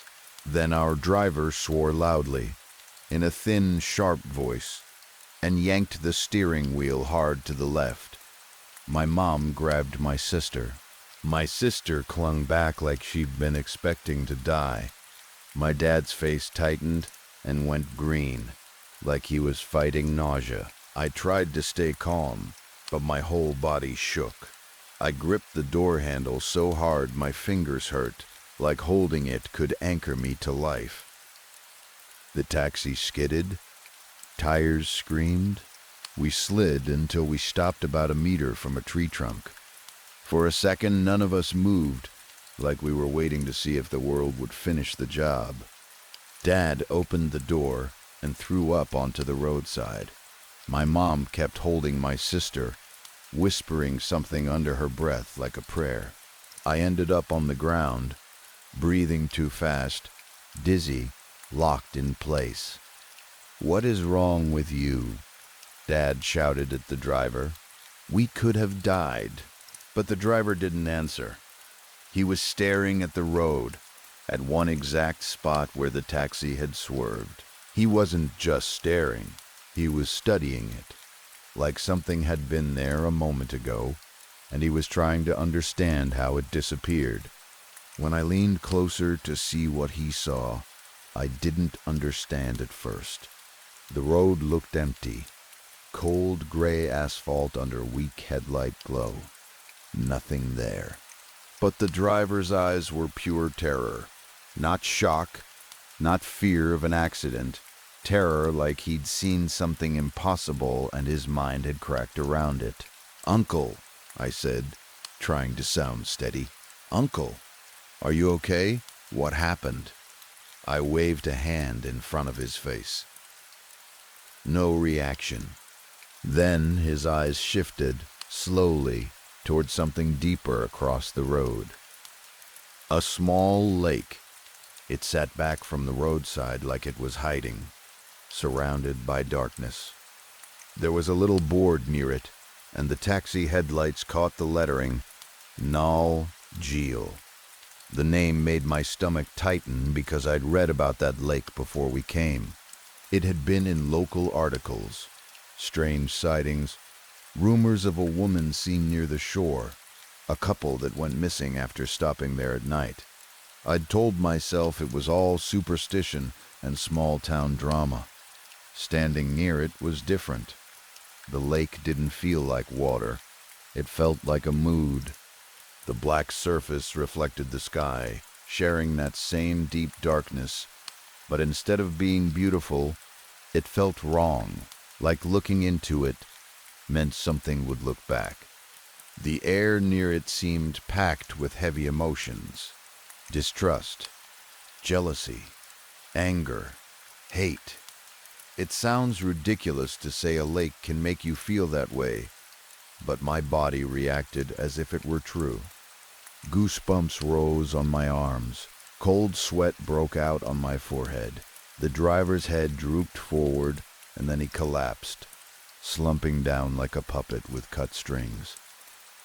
Dad checked his pulse. "He's alive," he said, but his voice carried no relief. More like he was surprised the man's body had decided to keep going. Then the wind came. Not a normal gust. It was sudden, loud, a hard swoosh that sounded like something sweeping through the air on purpose. The kind of wind you imagine in old horror stories, the kind that signals something is about to happen. And it wasn't blowing where I stood. It was blowing near the lake. I told myself I wasn't scared. I tried to force my spine straight, tried to act like fear wasn't allowed in me. But I was afraid, and it wasn't the fear of pain or even death. It was the fear of the unknown, the fear that there were things outside our world, and one of them was close enough to touch us. That's when I saw her. On a stone near the edge of the lake, a young woman sat with her back turned. I couldn't see her face. All I saw was her hair, long, dense, black hair, moving in the wind like it was alive. We got back into the taxi. The driver was placed in the back seat, limp and pale, while my dad took the wheel because there was no other choice. The phone mounted on the dash still showed directions, barely working through a weak signal, guiding us to the only dispensary in town. When I touched the driver's forearm hanging near the seat edge, it was cold and slack. His lips had a bluish tint. He looked dead, except for the fact that his chest still rose faintly. The dispensary building was small and pale blue with a red cross on top. It looked more like a storage shed than a place that could save anyone. The quiet around it was wrong. No people coming in or out, no lights in windows, no sense of late-night emergency staff. Dad went inside.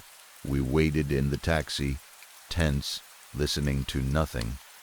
When he returned, 2 male nurses came out carrying a stretcher. One of them frowned as soon as he saw the driver, and exchanged a look with the other, like they couldn't believe what they were dealing with. They took the driver anyway, lifting him carefully as if his body might fall apart. By the time the doctor spoke to us, it was around 3 a.m. He told my dad to go home and rest, like none of this was unusual. Like people fainting in terror in the middle of the road was normal for Giobari. We hadn't even seen our new house yet. Dad drove the taxi to the address the phone gave him. He said he'd return the taxi once the driver recovered. His voice tried to sound practical, but his eyes kept darting like he expected something else to appear in the headlights. Our house was a typical townhouse in shape, but smaller than the others nearby. It hadn't even been freshly painted. The exterior looked tired, the cream-colored paint peeled in strips like old skin. Dust coated the once nice wooden floor inside, and the wood, Norwegian. Dad said bitterly, as if that should have made it better, looked neglected and dull. The house felt spiteful. That's the only way I can describe it. Like it resented being abandoned, and now resented us for arriving. There were no stairs, no second floor, just one isolated ground floor, small rooms with thin walls, and a silence that felt too ready to swallow sound. Mom made instant noodles because we were too exhausted to do anything else. While she boiled water, I sat on the sofa and tried to think logically, the way Dad always told me to do. Why did the driver swerve? There had to be a reason. Why did he faint? Why was the dispensary so quiet? Why did time feel strange, there, like minutes slipped and stretched? Then my mind returned to the lake, and that woman's hair, and every other question got pushed away by a shiver that ran through me. Dad came and sat beside me, not in a comforting way, more like he wanted an audience for his thoughts. "I can't," he started, then tried again. "I can't comprehend what's happening." He was a research scientist. Not understanding something offended him, and I could hear the shame inside his voice. He told me the dispensary had been worse on the inside. He said the staff acted like they were half asleep, like they didn't hear him at first. Then he said the nurses and doctor were from Kolkata, not from Gilbari, and they told him something strange, that their memories felt broken since they'd arrived in town, and time worked funny. Dad had laughed at them at first, he admitted, but then he felt it too. He said when he stepped outside the building, almost half an hour had passed, even though it felt like only a few minutes. He said he couldn't even remember the exact sequence of what happened to the driver. Then he started talking to himself, repeating, "I will figure it out. I am not unfit. I am not unfit." My sister sat on her bed with her crimson teddy bear clutched to her chest, sweating like she had a fever. Her eyes looked too wide. She kept swallowing like she was trying to push down panic. I stood up to go to her to ask what was wrong when my mom screamed from the kitchen. The sound cut through the house like a blade. I ran toward her, and what I saw stopped me cold. A cobra, a wild cobra, was in our kitchen, thick and dark, coiled and moving like it owned the place. There was no reason for it to be there. We weren't near woods. We weren't by the lake. This was town, not jungle. Mom ran out, shaking and sobbing. Dad grabbed a stick, tried to throw it, and somehow hit the snake. The snake barely reacted. It slid across the floor with calm, deadly confidence. Dad dragged me back and locked the door to the kitchen, fumbling with the key so badly he kept missing the lock. His hands shook. His forehead shone with sweat, no matter how calm he tried to sound. "I'll find someone," he said, forcing steadiness into his voice. "Who would even be awake this late?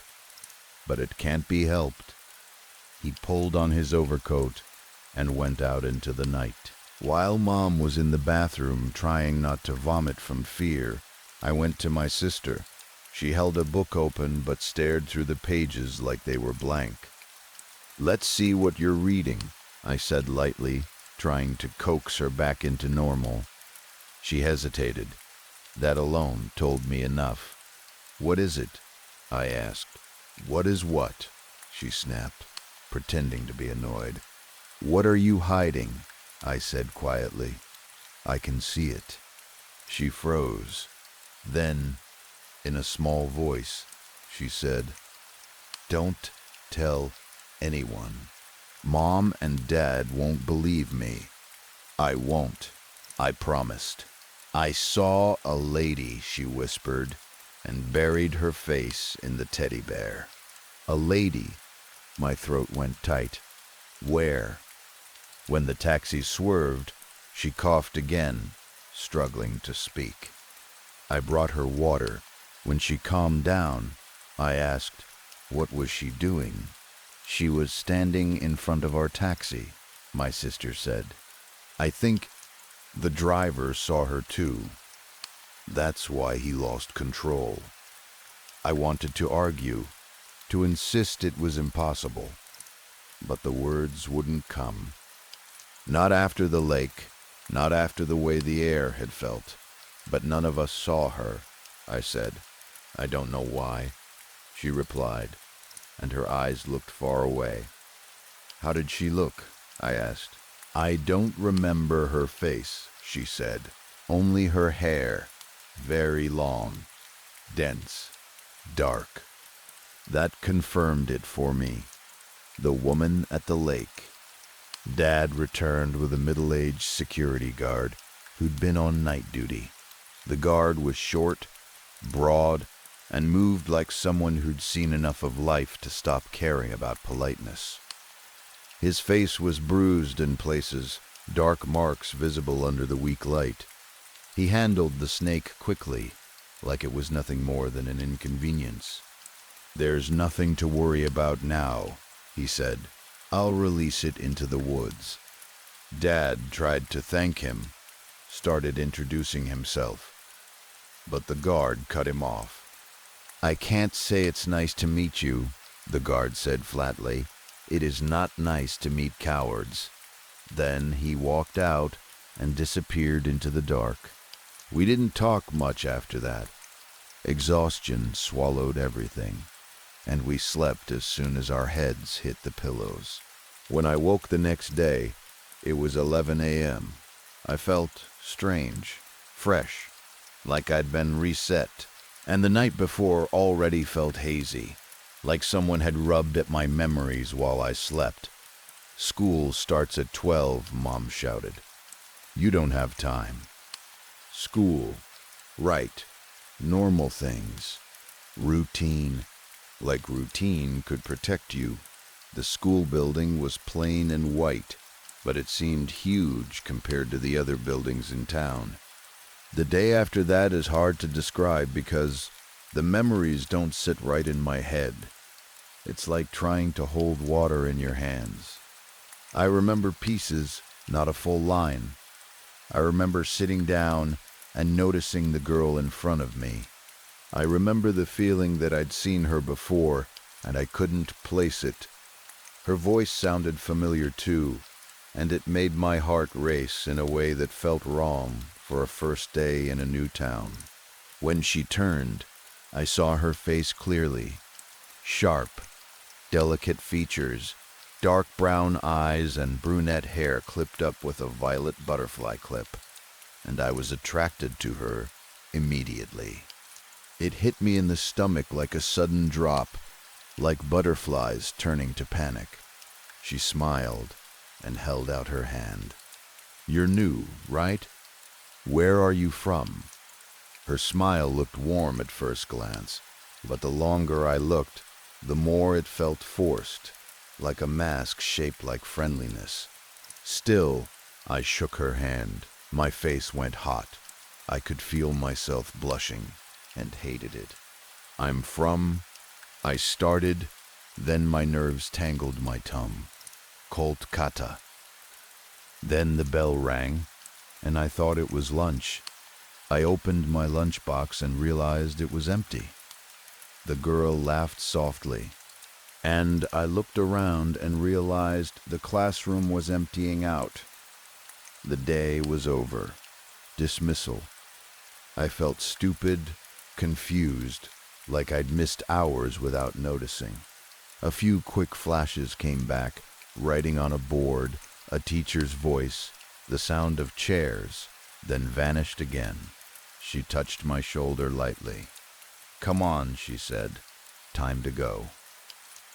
She offered her hand again. Up close, the familiarity hit me harder. For one sharp second, she reminded me of the woman at the lake, and that thought made my hand hover in the air, unsure. Then I told myself it was coincidence. A town is full of people. People have hair. People have eyes. My mind was overreacting. I took her hand. Her palm was cold. Outside the school gate, she walked beside me with easy confidence. Everyone seemed to know her. Students, teachers, people in shops. She nodded and smiled, and they smiled back. She looked popular in that effortless way that makes you feel like you're standing in the wrong light. Then she said, casually, "Do you want to visit my home?" It caught me off guard so completely I almost laughed. "Right now?" I asked. "Yes," she said. "I'd really like you to come." "But we just met," I said, trying to sound polite instead of suspicious. She giggled. "I don't invite people like this all the time. I watched you today. You seem nice. And you're new, so it would be good for you to learn about the town. I want to tell you a lot." I knew I should ask my parents. I also knew they'd say no, and I felt a strange pressure in my chest, like something in me was warning me not to go. I ignored it. "Okay," I said. "I'd like to know more." We walked along a road lined with houses and small shops, spaced out in an uneven way that made the street feel half-finished. The longer we walked, the more I felt watched. I glanced at a shopkeeper and caught him staring at us without blinking. A group of women gossiping at a corner fell silent as we passed. More eyes turned.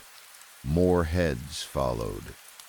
I wanted to ask her about it, but she acted like it was nothing. She walked with a spring in her step, pointing out homes and naming families, as if she was giving me a tour. The sky turned gray as we walked, fast and unnatural, like it was aging. One cloud looked like an eye. Another looked like a lake. I forced myself not to think about the lake. A soft wind rose, the same kind of wind as the night before, but quieter, almost whistling. Her hair lifted and moved with it. She smiled like she enjoyed the feeling. A raindrop landed on the tip of her nose. "Just when I was enjoying it," she said, then looked up seriously. "We have to hurry. When the clouds go sad, we should be inside." That sentence didn't feel like a joke. We reached her home, and my jaw dropped. It was a mansion, the biggest single structure I'd seen in the town. The roof was dark brown like chocolate, and the walls were painted a shining silver that caught what little light the sky still offered. From a distance it looked warm and welcoming. Up close, that warmth felt fake, like a heated room where you realize the air is stale. The gate was crimson, the color of dried blood, and it had engravings, paintings of the lake worked into metal, along with Bengali writing. I could read one line clearly: "We will not betray her. A second chance is all we ask for." My stomach turned. Before we even knocked, the front door opened. An old man, her grandfather, stood there as if he'd been waiting for me specifically. He greeted me politely, but his eyes sagged in a way that made him look exhausted and hungry at the same time. Then her mother appeared. She looked young for a mother in a house like that, but her face was covered with a red cloth, everything hidden except her eyes. She took my hand and led me inside and sat me down on a sofa.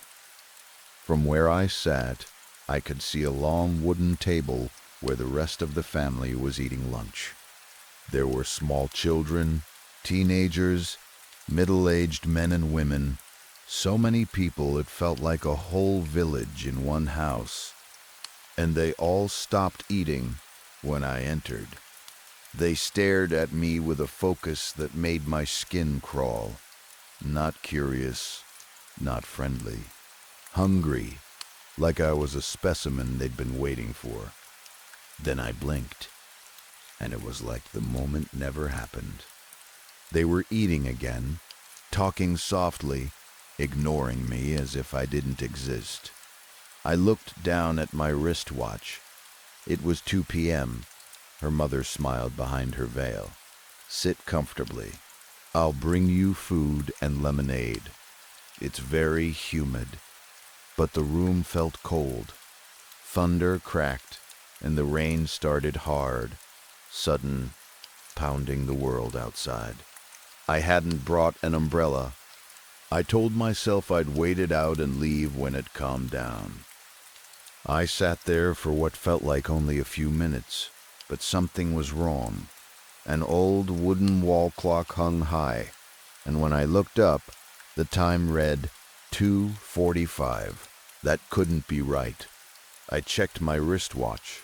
It read 2:05. My pulse sped up. Either the wall clock was wrong, or my watch was wrong, or time in that house didn't behave the way time should. A knock sounded from inside the house, and a tall, muscular man entered the room. He looked around 40, carried himself like someone in charge, and one of his eyes was covered by something white and solid, like a stone set into the socket. He wore a single crimson cloth wrapped around him like a robe. His gaze landed on me and held. His expression shifted into something I couldn't read. Disbelief mixed with delight. The girl's mother hurried to guide him upstairs. Her grandfather followed and spoke to him in low voices. Before the door closed, I saw a large frame symbol on the wall upstairs, the lake, and a woman sitting on a stone, drawn in a way that made my stomach drop. I noticed the same symbol everywhere, engraved on objects, carved into small decorations, worked into patterns like it was a family crest. On a shelf was an ancient, tattered book with yellow pages. The symbol was drawn on its cover, darker and more aggressive than the rest, like someone had pressed it there with force. I stood, drawn toward it, and then forced myself back to the sofa when I realized I was acting like a sleepwalker. The girl leaned close and said softly, "Relax. He's just our advisor." Advisor for what? I wanted to ask. But she didn't offer anything else. The rain eased. I stood quickly, desperate to get out before I lost my nerve. "I should go," I said. "My mom will worry." It was a lie, and we all knew it. Her mother appeared with a tray of snacks, bracelets clinking on her wrists. "At least eat something," she urged. "I'll come again," I lied, already certain I wouldn't. As I turned to leave, my eyes caught something beneath the shelf with the ancient book, a framed black and white photograph of a teenage boy in a turban and traditional clothes. I recognized the boy. It was me. Not similar to me, not a cousin face. Me, my eyes, my shape, my expression. My blood went cold, and for a second the room tilted. Then I was outside the mansion, walking fast through damp air, as if my feet could carry me out of what I'd just seen. I didn't tell anyone. The rest of that day, all I did was think. I tried to explain it away. Coincidence. Old family albums. Someone who resembled me. A prank. Nothing fit.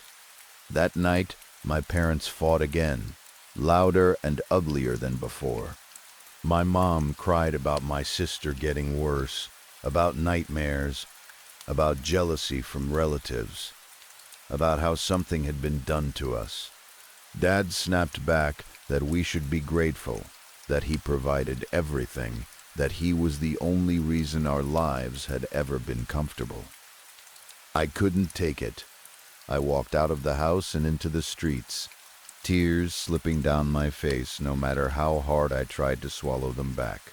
Gilbari's streets were cobbled and quiet, lit in patches, full of corners where shadows gathered. That's when I saw the girl again. Guilt hit me. I hadn't spoken to her at school that day. I'd left her mansion like I was running from a fire. I convinced myself I owed her a normal conversation, something human. I approached and forced a casual tone. "Hey, how was math class?" He gave us a ton of homework, right? She didn't answer. She was crying. I knelt in front of her, not to impress her, not to flirt, but because something in me wanted to be gentle. You can tell me, I said. I'm here. Slowly she lifted her eyes to mine. They were beautiful, but sullen now, heavy with something older than our age. She went missing last night, she whispered. My friend. I couldn't do anything. I promised we'd finish our project together, and now she's gone. She swallowed hard. Her parents are waiting for her to come back, but I know. You know what? I asked. Her voice broke. I know she won't. A voice snapped behind her. Come here. Her grandfather stood there, watching. The girl flinched. As she stood, she leaned close to me and whispered, I have to tell you something. Then she walked to him, head lowered, like a child being collected, and they disappeared into the night. I wandered until I found a group of townspeople around a bonfire. The fire's warmth made me realize I'd been shivering. I sat beside a young boy, and no one acted surprised that I was there. A girl went missing, I said, trying to sound normal. Do you know what happened? An older man looked at me for a long moment, then asked, Have you heard of the Petney? I shook my head. It's a ghost, he said simply. A spirit, a woman who died wrong. He began telling a story about a prince who once lived in Jailbari, charming and cruel. A girl fell in love with him, and he used her, made her do terrible things, fed her false hope until she became inconvenient. Then he abandoned her. They found her in the lake, the man said, and nodded toward the darkness where Nal Jahil waited. And since then, the Petney lives in that water. Pure hatred. It calls people at night. It lures them in. A younger person cut in angrily. That's nonsense. It's the big family in the mansion. They do rituals near the lake. They fear the Petney, yes, but they also use spirits. Their ancestor used a cursed book. People go missing because of them. My mind snapped into place for one brief, clear moment, like pieces finally locking together. The mansion, the symbols, the ancient book, the missing girl, the lake, the woman's hair. I stood up so fast, the boy beside me startled. I started running toward the mansion. And while I ran, something inside my head slipped. I forgot why I was running. Then I forgot where I was. Then I forgot my own name. I woke up in my bed drenched in sweat, my heart racing like I'd been chased through a nightmare. My mouth tasted metallic. My sheets clung to me. I knew my name again, but the rest of my memories were fading, thinning out like fog. Time felt wrong. It was night, and when I checked, I realized I'd slept an entire day. 24 hours gone. In my mind, it made a horrible kind of sense. The Petney had invited me to the lake, and I had accepted without knowing I'd accepted. I felt pulled, the way you feel pulled toward something you shouldn't touch. So I ran to Nal Jahil. The lake sat there like ink poured into a hollow. The air was colder near it, even though the town was humid. And they were there, the big family from the mansion. Every member gathered around the shore, even the girl. She stood slightly behind the others, her face tense, eyes wide. I pushed through the crowd toward her, my thoughts swimming. What is going on? I demanded. Her face crumpled. "Stay back," she whispered. "Go away right now. They want you for the ritual." I stared at her, the words not landing. "I was luring you," she said, voice shaking. "The whole time. I'm sorry." My stomach dropped. Then she added, almost like it hurt her to say it, "But I feel bad. I like you. When you listened to me, nobody listens to me like that." Before I could speak, her grandfather grabbed both of us. His hands were stronger than they looked. He pulled us forward into the circle, and people began chanting, voices layered and urgent, like they were trying to push the world open. The wind rose. The lake's surface moved, not like water, but like something breathing underneath. Then she appeared, the woman from the stone. The hair, the presence that made the air taste like fear. Her voice echoed across the shore, low and stretched, like it came from far away and inside my skull at the same time. "Give me," she said. I couldn't catch the rest.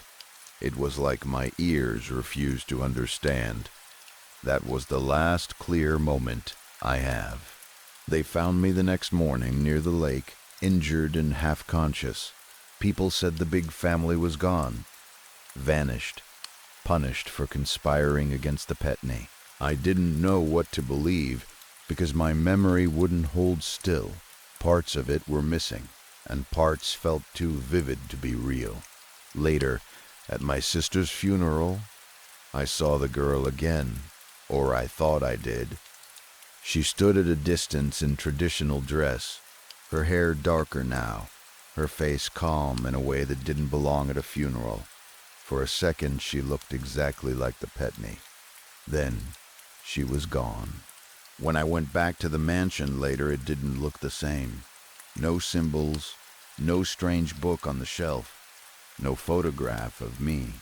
It was as if the house had never contained those things at all, as if my mind had made them up to survive what it couldn't process.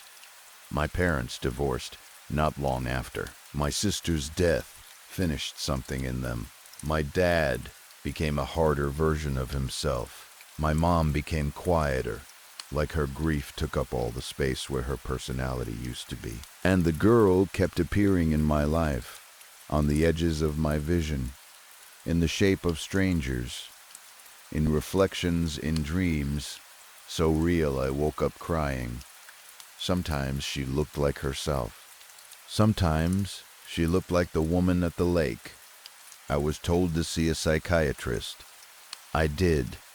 I learned new words for old fear, trauma, dissociation, memory gaps, hallucinations, but those words didn't change what I felt when I saw her.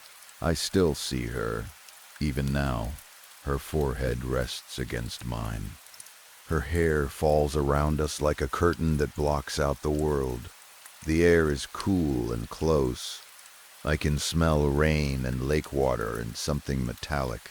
The blade is cold where it touches my skin, an awful kind of relief compared to the fake warmth people offer when they don't know what to say to you anymore. I can't tell if I'm making a choice or following a path that was set for me the moment we crossed into Geobari under that deep black sky. Blood spreads across white marble in a still, quiet way, as if it's tired too. My thoughts slow. The room fades at the edges, and the last thing I see, whether it's real or not, whether it's mercy or punishment, is her face, close to mine, watching as if she's been waiting for me to finally remember.